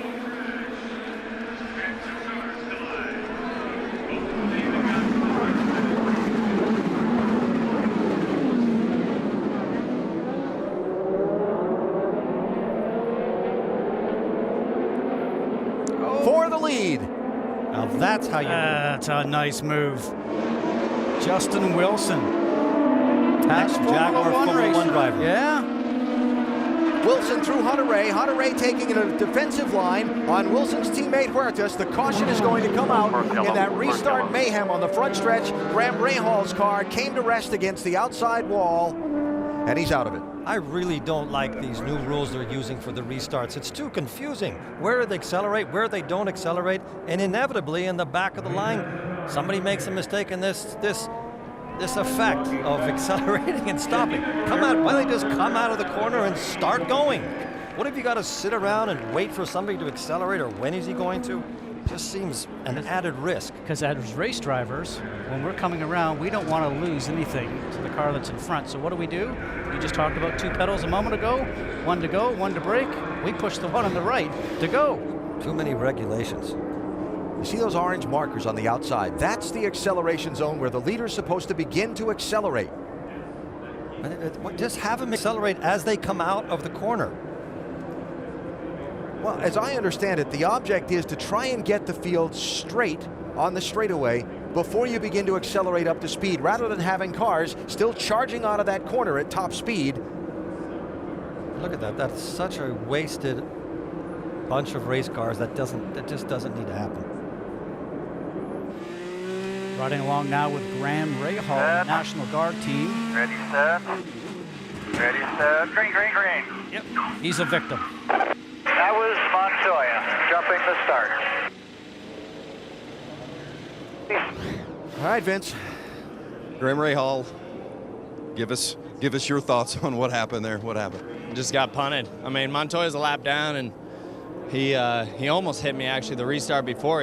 He tried to dive bomb me into 7. I mean, the guy's a lap down. I don't know what he's trying to do playing with the leaders, but just ruined our day. I mean, the National Guard car was really good, and we were looking to be 3rd at that point, because by the time the pit sequence cycled through, we were in the hunt for a win there. And there's nothing you can do. I must say, though, these starts are pretty stupid. The restart zone being that late, this is what happened. You can't see back there because the rear wing is so big, and the officials, we need to work with them to try to change this, because there's going to be a lot of accidents. I said the restart before this, I said to my dad, I said, someone's going to get hurt out here because you can't see. In your opinion, in regards to the restart and improving it, what would you suggest? They need to let the leader go earlier. I mean, right now, the way it is, they're trying to be like NASCAR. This isn't NASCAR. And we can't just bump draft each other, and this is what's going to happen if we do this late restart. Like I said, the biggest issue is from the back, you can't see. I mean, all you see is a rear wing. I was laying back just so I could visually see, and it still, it slowed down so much, and Montoya just drilled me, just absolutely drilled me. But I feel bad for the National Guard guys, because this car was good. It was good today. AB. All right, Vince. Well, certain levels of frustration on a number of drivers' parts today here at Indianapolis. These are some of the best open-wheel drivers in the world, and I think they should play a more important role on getting these restarts corrected so that they feel comfortable. Juan Pablo Montoya with damage to the front wing there on his 2 car. That was my fault. He went and then he got on the brake and ran. I thought they were going. It's the accordion effect, basically. What he's saying is because it starts to stack up as it is right there, and but on a restart, the same thing happens, and the guys in the back anticipate the speed's going to go a little faster. Eddie, you and I have done it for years, and you are ready to go. But their job is to go. At the restart, your job is to go, not to hang around and look where you're going. You're right. Yep. I agree. Competition as close as it is, you've got to get all you can on restarts, get all the positions you can in those first laps before the field settles in. Under caution at Indianapolis. Back after this from your ABC station.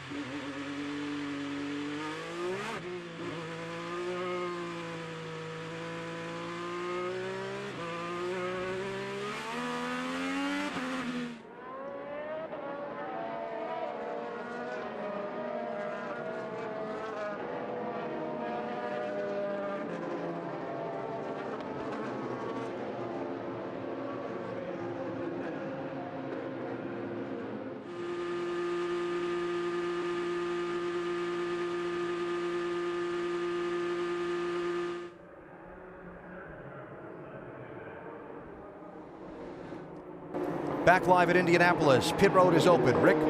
Ryan Hunter-Reay brings the car in. They're still discussing what they're going to do for a fuel strategy. He's been playing that game, but the big key right now, he now has sticker red tires. Justin Wilson and Hunter-Reay. And Wilson is going to win the race off the pit lane. He's making some serious statements today. So there's 28 laps to go. It looks like there might be at least 2 more laps under yellow. You could risk making it all the way to the end, Scott. Possibility, depending on how much fuel you're saving. I guess the way that I'm calculating it right now, not knowing exactly what Pagenaud and Hawksworth have done as far as hopefully, obviously, a full tank of fuel. But I counted them as 10 or 11 laps short before this yellow. Will they make it to the end? I guess that's why we're going to stay here and watch. I don't think anybody can do more than 26 laps in a full tank. At least we haven't seen it. So as you look at the running order here, Helio Castroneves did not pit. He's the new leader.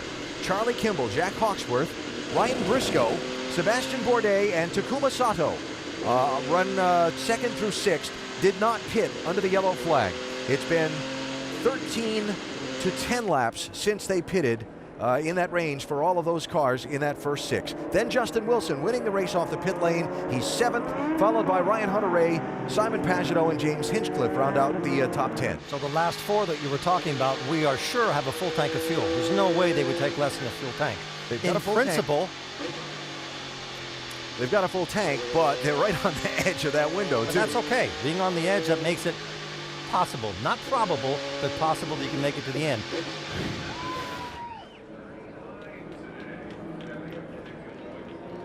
Oh, look at all the debris flying around in the air. Whoa, that is close. That was a big chunk of carbon fiber. Wow. Yeah.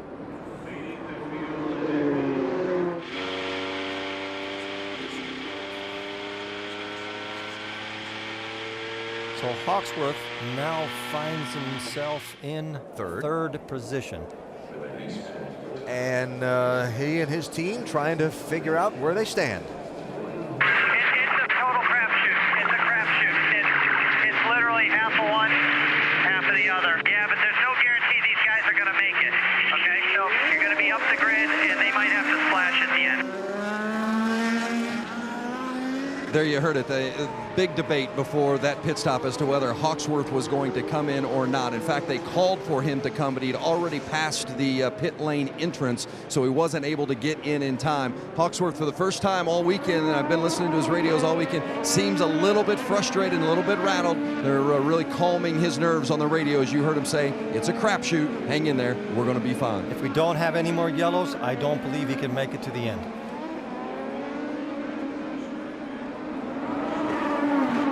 Really going to be interesting. And okay, so they're telling you to save fuel, so you got to turn that fuel down a little bit in the car with the electronic controls on the steering wheel. But you got a hungry pack of drivers on your back wing, going to be looking to overtake you here, and guys in front of you got to look to overtake also. Yeah, as they were telling Ryan Hunter-Reay, you know, turn back, save fuel, but can you go a little faster? That's like telling somebody to go shopping and not giving him any money. So here we go with another restart. They've been action-packed so far today. And almost everybody on the grid has reds on. The softer alternate tire. Watch Hawksworth from third. And again, the first off the pit lane, Justin Wilson in the 19. Running in 7th place, 26 laps to go. How many wide will they be when they get to turn 1? And will they all get there?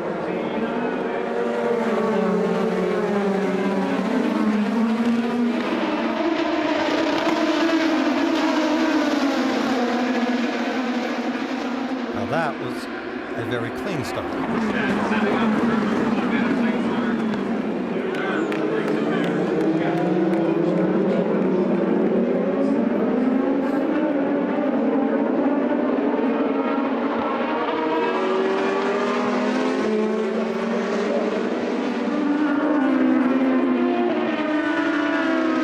take about another half a lap to get their tires up to temperature. And then we'll see who has what speed-wise.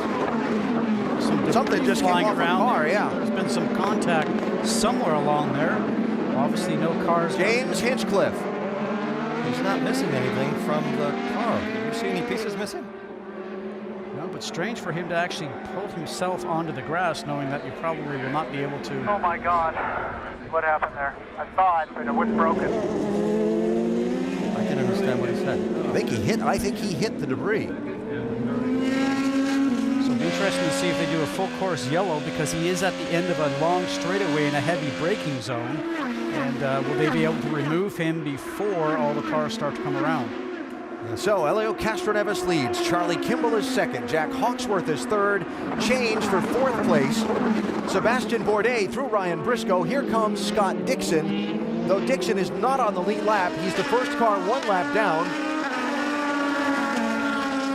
And while this goes on the track, pass-through penalties for Will Power. Still, this just the penalty being served from the running over the air hose on the pit lane. And Juan Pablo Montoya, penalty for the contact and jumping the restart, the last restart bar. That takes them out of the game. We don't have to worry about them anymore. I'm trying to figure out who's going to be in the right position to win this on the last 10 laps. And Helio Castroneves has Kimball all over him. And we were talking about fuel mileage before, going back through some of my notes here.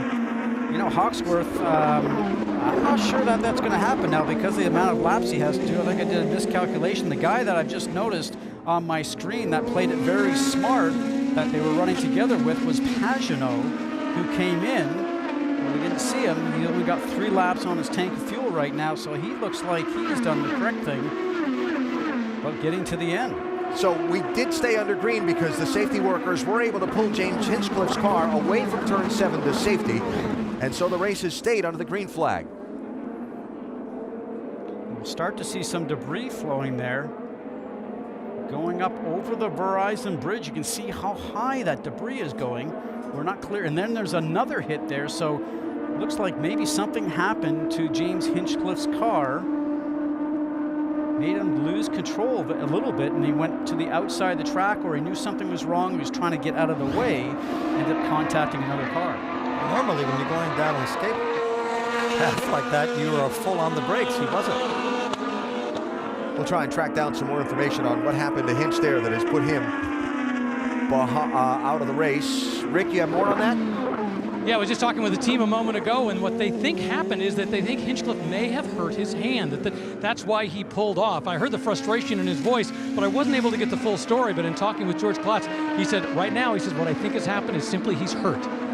So a piece of that debris hit Hinch's hands on the steering and went off. So that the update on James Hinchcliffe, whose car has been pulled again behind the wall over there at turn 7. So Hawksworth is on a pair of blacks for the black tires, the harder tires for the first time this race, and he doesn't seem to be able to keep the pace of Castroneves and Kimball. He seems to be not struggling to hold his position, but he's not gaining on them. Or have they turned the fuel down to try and make that stretch and that gamble to the checkered flag? Lots of things still to be figured out in these last 23 laps.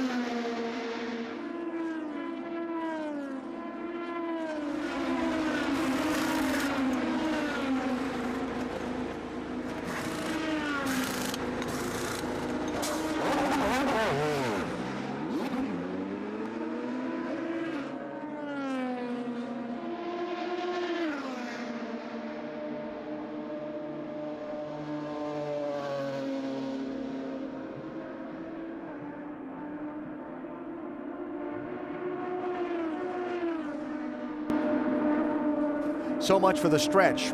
As you saw, Jack Hawksworth pitting with 21 laps to go.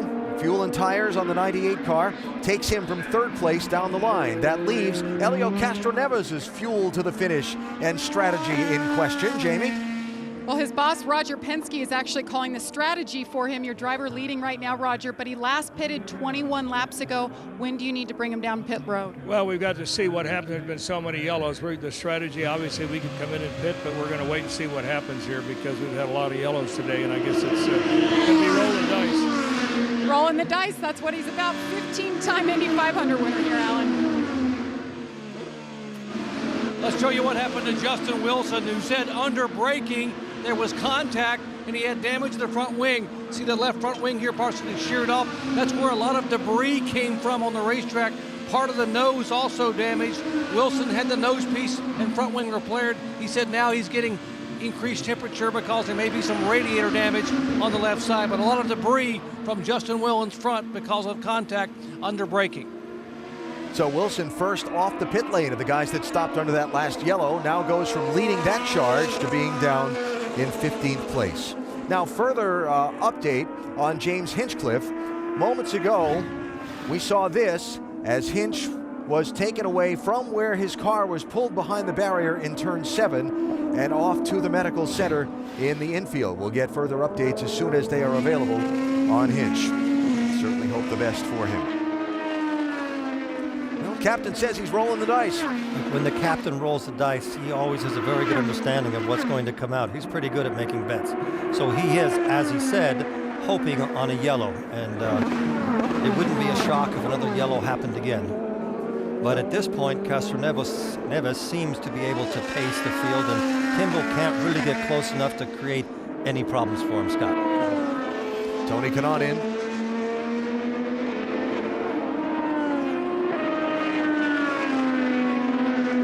And headed back out. Looked like they needed a new nose piece on that 10 car. We did see some front wing damage after the big restart jumble. He was in 13th place when he came in. So pretty good gap between the top two and third place Sebastian Bourdais. It is 4 seconds between Castroneves and Kimball, and Bourdais there in third. Ryan Briscoe and Takuma Sato also on this alternate fuel strategy here. Remember, Scott Dixon, you're seeing in the picture there, is a lap down in 16th place. And we only have 19 laps to go. So Castroneves and Kimball pitted 22 laps ago. Bourdais, Briscoe, and Sato pitted 19 laps ago, while Pagenaud and the others only pitted 9 laps ago. And we've got 18 to go till the finish. I have a feeling a twist of plot is coming. We reveal it to you after this from your ABC station.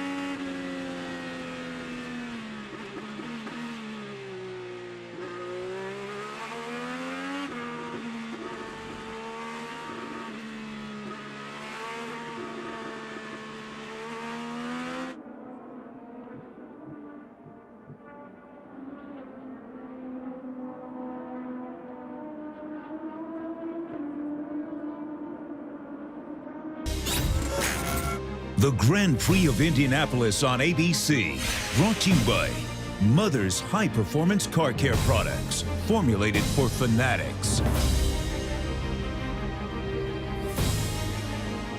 What a debut at the Indianapolis Motor Speedway for the Grand Prix of Indianapolis, the first IndyCar race on the road course here at the famed Speedway. It has been a very action-packed race, a race that featured the pole sitter not going on the standing start and a big crash at the green flag. It's featured a couple of big crashes on restarts, and now it's got pit strategy playing out of the cars who we know are good to the finish on fuel. This is the pass for the lead. Oriol Servia going underneath Simon Pagenaud with a very clean move, almost make it look very easy. Oriol Servia is Graham Rahal's teammate. Graham is now out of the race, taken out on one of the restarts, and really a part-time driver with a team that's out there full-time, and probably a bit of a surprise, Eddie, that he is really running on pace. A talented driver, but really just coming in as the season's already under progress. And he seemed to have helped the team from his arrival, and he's also, by the way, the oldest driver, I believe, in the field.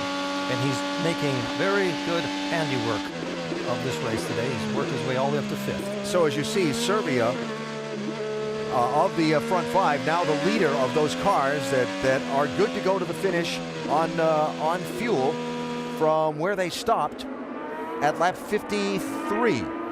If there isn't a yellow, I don't believe Castroneves and Kimball can make it to the end. No, they look like they're definitely not going to make it. And like I said before, when I was calculating, I really thought that maybe Hawksworth maybe was able to come and make it to the end, but I was in error on that. But the interesting thing, I think, with Hawksworth when he came in, not only did he need fuel, but I think they also found that he was not on pace with the black tires that he had in the car, number one. Number two is I don't think he had enough downforce on the car to be able to run in traffic. So the running order shuffled a bit by some of the strategy. Remember, Ryan Hunter-Reay was the race leader a little while ago until they came down the pit lane. 0.695 or we will not finish. Hey Ryan, that's not working. You might need to go to wheel 7 at the end of the back. Stay on that till you get to the front, then go to wheel 6. We gotta keep searching here. That's the worst information a driver can get. They're telling you to go fast, don't use any fuel. Not only do you have to not use the amount of fuel, you have to start giving some back. It's almost impossible. Hey, that last lap was real good. You're P3 right now. You're gonna finish P3. Keep it up. It's been a very frustrating day for Ryan Hunter-Reay. He has been trying to make a fuel number the whole way. The interesting interchanges, they keep trying to coach him through, but he keeps saying, I can't do this. So when we listen to Hunter-Reay's strategist, they are assuming that he's going to finish P3. For him to be P3, that means they think Servia is going to win the race with Pagenaud second. Hey guys, Oriol Servia is going to need a splash. I just talked to Bobby Rahal. He said he believes everybody's going to have to come in. Hawksworth, I know for sure, has got fuel to go to the end, but Servia is going to need a splash, according to Bobby Rahal, to finish this race. And they're calling Charlie Kimball into his pit box, counting him down. Great run for him so far today, brought it down in the top 5. Most of the day he's been there. You see him put the red sticker tires on there for his last stop of the day, 8.5 seconds for the 83. Interesting to hear that from Rahal's team regarding Servia. That's that Castroneves crew out on the pit lane there? Yeah, well, we know for certain he has to come in. I guess maybe if they could splash, maybe 2 or 3 laps short. Maybe not getting as good a fuel mileage as we anticipated. Or is it just some strategic play to throw your competitors off? I'm not embarrassed to admit that I'm a little bit confused now as to how much they're getting per lap. Coming to the entry of the pit lane here. And in, the race leader, Castroneves. So the captain's rolling of the dice did not turn out in his favor.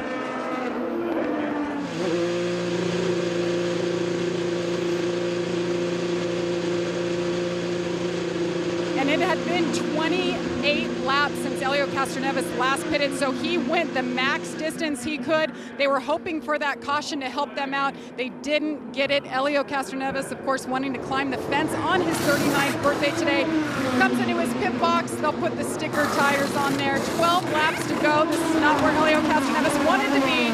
6.8. He's away, Alan. So he's out of the play now. As I believe Bourdais is, as I believe Briscoe is, who now are running first and second. And you heard Vince say that the Rahal team feels that Oriol Servia is going to need a splash of fuel, so that would put Simon Pagenaud. But he has the same fuel strategy that Servia has. It's been 16 laps. He's fallen 5 seconds off him, so he's not running the pace. That might be 2 teacups of fuel difference. And this is a long lap. Here's Bourdais from the lead. Another one that falls.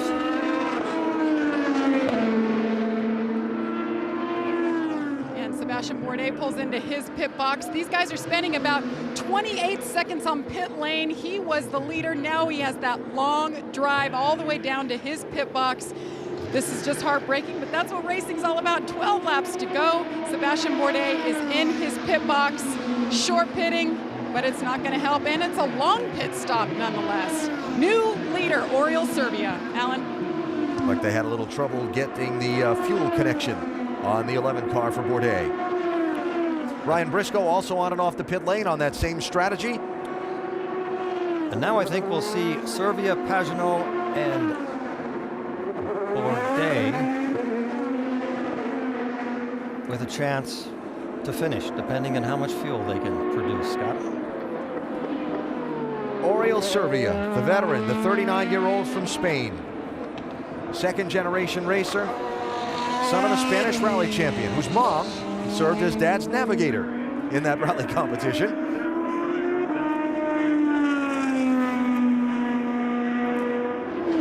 Now a driver, when you're trying to make fuel, how do you do that? You let off the gas going down the straightaway into the turns. You try not to carry too much speed out of the motor, as they like to say. You'd like to make the motor work a little bit less. You try to roll the car through the middle of the turn, short shift. And if it's a splash he needs, as Vince said, you're going to wait as long as you can to make that splash in case the caution flag comes out. 10 to go.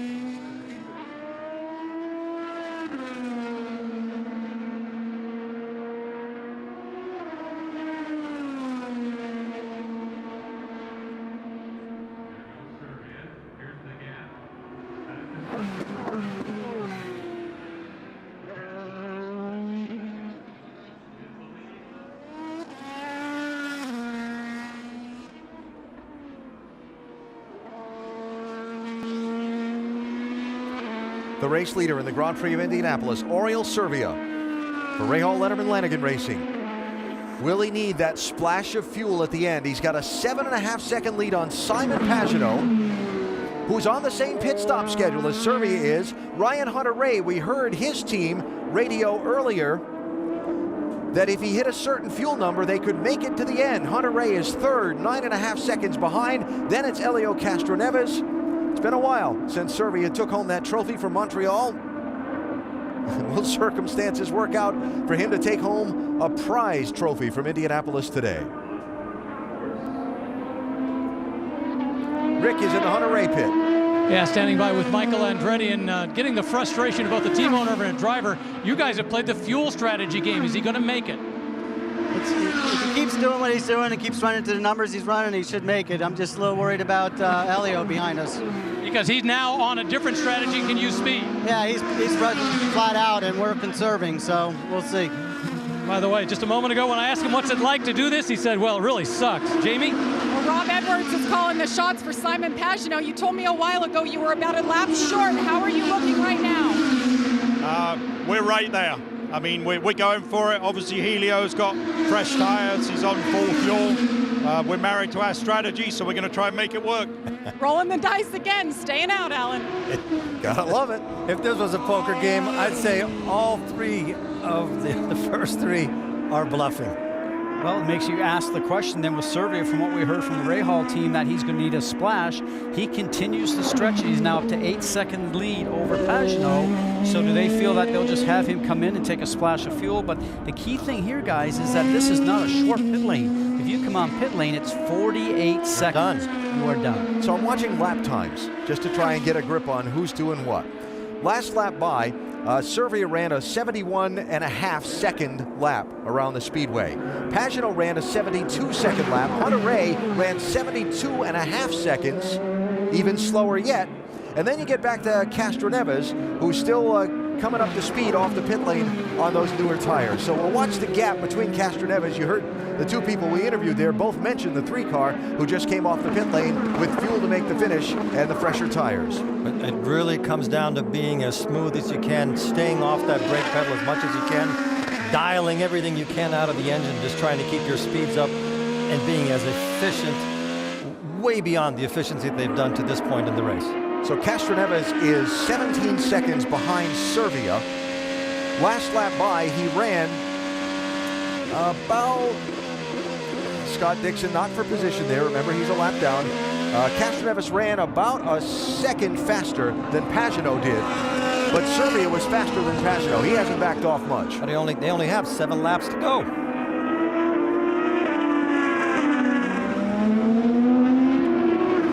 Now you mentioned Serbia's team, a part-time team. This is not an effort that's running for the championship. So at this point, you stay out there, hope somebody crashes and the race finishes under caution and you can putt around and try and win? That is a strategy. You know? If hope is a strategy, that's a good one. Well, it's about what they've got. That's about all you have at this point.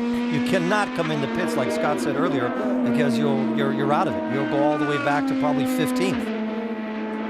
I just don't think that they're planning on making the finish because he's not slowed down as much as Pagenaud is, and you heard from Rob Edwards there a minute ago, and also from Michael Andretti about Hunter-Reay. If he keeps making the number he's making, we'll make it. How about it, Vince? Well, they are definitely short. I talked with their crew. They said they're about 3 laps short, but they have nothing to lose. They're not racing for the championship already. He's missed a race. They're not sure if he's going to even be able to go beyond Indianapolis. So this team has nothing to lose in the 16. It's win or nothing. It doesn't matter. So they're going to stay out as long as possible, hoping for that yellow, but they will not be able to make it to the end if it stays green. I'm going to go out on a limb and say that Castroneves has the best shot of winning this race today. Boy, he's a long ways back. 17 seconds, I guess. Yeah, the lap speeds are going quicker. There's no doubt about that. It does not seem to be able Real to. good job, buddy. Keep going. Clear by 15. Good work. 4 to go. 4. By the way, Castroneves not in the clear. Bourdais is right behind him for that position. There's Bourdais in his tire tracks. But Castroneves has all the fuel he needs. He does not have to save anything. He's driving that car as fast as he can. He's using as much fuel as he can, trying to close the gap. So while we watch the last few laps here at Indianapolis, quick reminder, the NBA Conference semifinals continue tonight here on ABC. 8 Eastern, it's NBA Countdown. Then LeBron and the Heat against the Nets at 8:15. And the nightcap on ESPN at 10:30 is Tony Parker and the Spurs against the Blazers. Both games live on Watch ESPN. That is tonight. And here goes Serbia in the pits. Yep. And Pagenaud's on the fuel strategy he was on also. It's been a great run for Oriol Servia today. This team came in early on, topped off multiple times during that initial accident and that early yellow to put them in this position, but just a few laps short. They didn't get the yellow at the end that they hoped. He'll be in this seat for the Indianapolis 500 in a couple of weeks, and they hope that he can go on to Detroit as well. Right now having a little trouble getting it in gear, although the car is still engaged, and there it goes for Servia with 4 to go. So that gives the lead to Simon Pagenaud, with Ryan Hunter-Reay 1.8 seconds behind him. Then Helio Castroneves has closed down to 5.5 seconds behind the race leader and on the charge. So obviously the captain is thinking that the cars up ahead will have to pit or run out of fuel on the racetrack. And wouldn't that be iconic? You don't if win. Helio wins here. You don't win. And he comes for the first 2 Indy 500s and wins those and climbs the fence. Wouldn't this just be amazing? You don't win as many races as Roger Penske has without being able to play the odds in your favor. Remember Scott Dixon a lap down after a tangle with Will Power earlier. Found him stuck in a gravel trap. And by the time they got him towed out and started up, he had lost a lap. Dixon back in 16th place. So Castroneves is charged from 17 seconds back to 5 seconds back to 3 seconds back and closing. And with 3 laps to go. 3 laps to go. 77 Pagenaud, 28 Hunter-Reay on full fuel conserve mode. Castroneves on full charge. Full attack. This would be a good birthday present, wouldn't it? And he's earned, the team has earned it if he gets there. Pagenaud is just trying to keep up pace and not use anything, as is Hunter-Reay. It is such a horrible position to be in there, being ahead and not knowing if you have enough fuel to make it to the end. And they look in their mirrors as they go down the straightaway, and they can see Helio Castroneves' car coming up behind them and getting closer. Information coming from the pit box telling that he's 10 seconds behind, 8 seconds behind, 7 seconds behind. As a driver, you're pushing as much as you can, but you cannot find speed if you don't have fuel. But Castroneves smells blood in the water, and it's not his. And he's getting hungry. Look at this. He's got all of them within sight. All 3 of the cars, 2 cars he has to get around are right in front of him. We now have 2 laps to go. You better get with it or hope they start gurgling a little bit. You say gurgling, and that's what happens. You go around the turn, there's not enough fuel in the tank, it sloshes to the side, even though it's in a reservoir pot, and the car starts to cough and starts to come slow out of the turn, then it speeds back up going down the straightaway. But the last couple of turns here, as you know, are long right-hand turns. And you can't suck all the fuel out of the fuel tank because there's a lot of G. There's 2 Gs on that last corner that puts you onto the straightaway for probably 2 or 3 seconds. Scott Dixon closing on the race leader to try and unlap himself and get back on the lead lap as Castroneves closes in on Hunter-Reay for 2nd place. They're coming to the white flag this time. This is going to be close. Oh, Hunter-Reay is trying to conserve. He knows he's about ready to be passed here. Hunter-Reay's toast. Now the question remains, the 77 of Simon Pagenaud that we see is leading, and he's going slower now from the turns, as you can see. Short shifting. I'm sure Dixon will be able to go on past here, going down the straightaway. Will he? Only has 1 more lap to go. White flag is in the air. I would have thought they would have started slowing down by now. Will the fuel hold up for Pagenaud? Can Castroneves close in? He still has to get by Hunter-Reay for 2nd place to have a shot at the leader.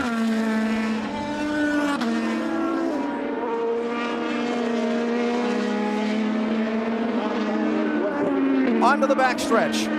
Final time. A trophy at Indianapolis, tantalizingly close. Will the fuel hold up?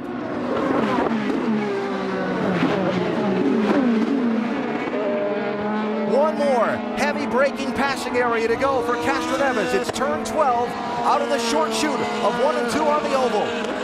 Still under power is Pagenaud.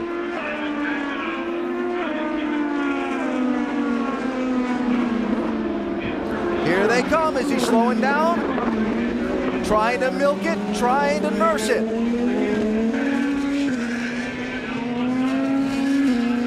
To the final corner with the checkered flag in the air. It's going to work. The inaugural Grand Prix of Indianapolis to Simon Pagenaud.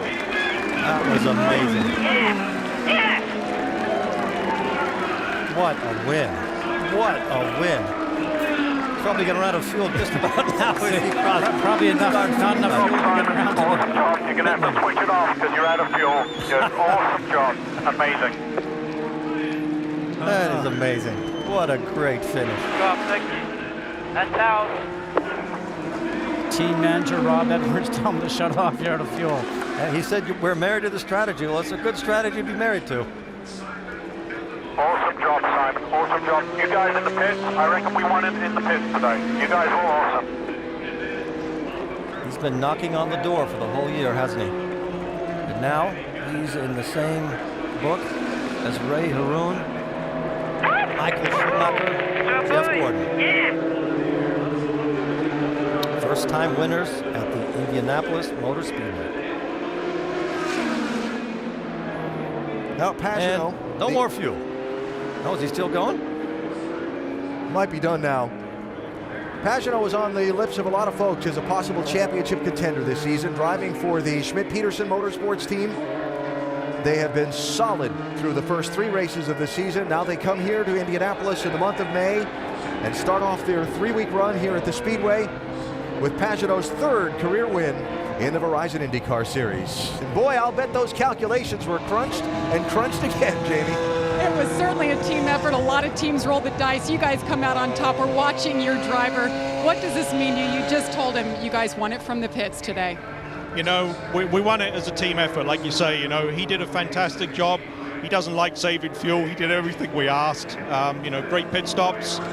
Dan doing the fuel calcs, just amazing job. You know, it is a team sport, a team effort, but Simon, just awesome. Everything he did everything we asked him to today. There's got to only be a couple drops of fuel left. Sam Schmidt, the owner, is consumed by the media right now. We'll try to get a word with him, but what a big day for Sam Schmidt, the owner of this team. We await his driver as he makes his way. Hopefully, Alan, he has enough fuel to get around here. Looks like he's been able to make it around under power, Jamie. What a victory.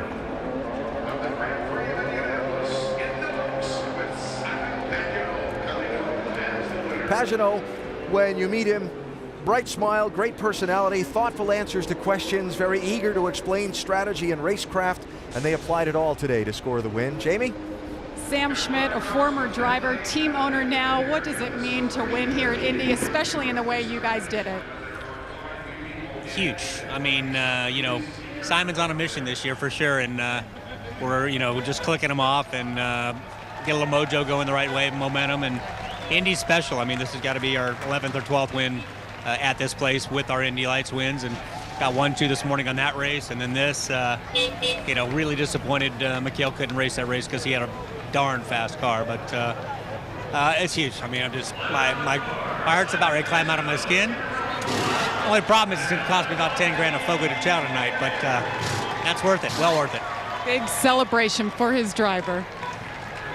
If you're not familiar with the story of Sam, a race driver injured in a crash, now team owner, and a very much rising team in this series, and they've been solid to start this season. And for Sam's driver, Simon Pagenaud, his name goes on the inaugural winner's trophy of the Grand Prix of Indianapolis. They will be celebrating in Paris this evening.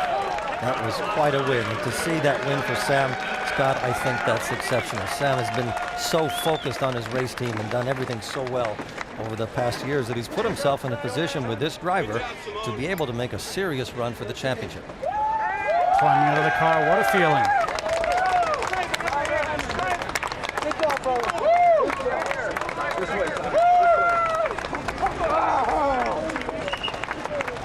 Simon Pagenaud has won the inaugural Grand Prix of Indianapolis. He's been so close this season with top 5 after top 5, but today was your day. How nerve-wracking was it in those final laps knowing the fuel was running low? And did you hear the number they were asking for? I don't know, these guys making fuel, I think, thanks to Honda. These guys are unbelievable. And the engine, the fuel I was saving is amazing. With the pace, it was nerve-wracking, I got to tell you. I was worried about Helio coming back, and I didn't know what Hunter was doing either. So I just kept working on my lap time while saving fuel, being off throttle.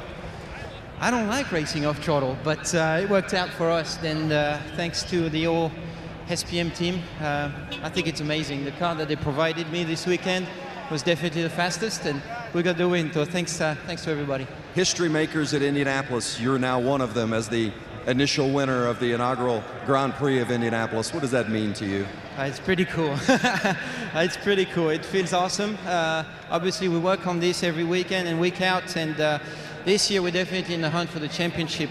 But here, looking at the pagoda, it's very emotional. So very happy my dad's here, and he never comes here, so it's amazing. Simon Pagenaud, the winner of the inaugural Grand Prix of Indianapolis. And so a look at how they finished today here at Indianapolis with Pagenaud the winner. Castroneves, what a charge from 17th back to within 1.8 seconds of the win. He has to settle for third. Amazing, you know, because I watch what's going on this season. We always expect the big teams to really be competitive, Eddie, and to dominate, especially when we come to places here like Indianapolis. But you think about the couple of races that we've had this year that have been won by the small teams, like today. I love these new cars. I love these new rules. I really like the engine regulations, and it's a big battle. Everybody's warmed up for the Indianapolis 500, and the whole world will be focused on Indy pretty soon. We will have and continue to pursue further updates on James Hinchcliffe on ESPN.com, on our IndyCar coverage, and also on SportsCenter on ESPN. So, next weekend, the qualifying here at Indianapolis, including the Run for the Pole. We'll have it Saturday and Sunday, including extended coverage over on Watch ESPN. And then in 2 weeks, the 98th Indianapolis 500. If it's as exciting as today, it's going to be spectacular. ABC World News or your local news is next. Simon Pagenaud is your winner.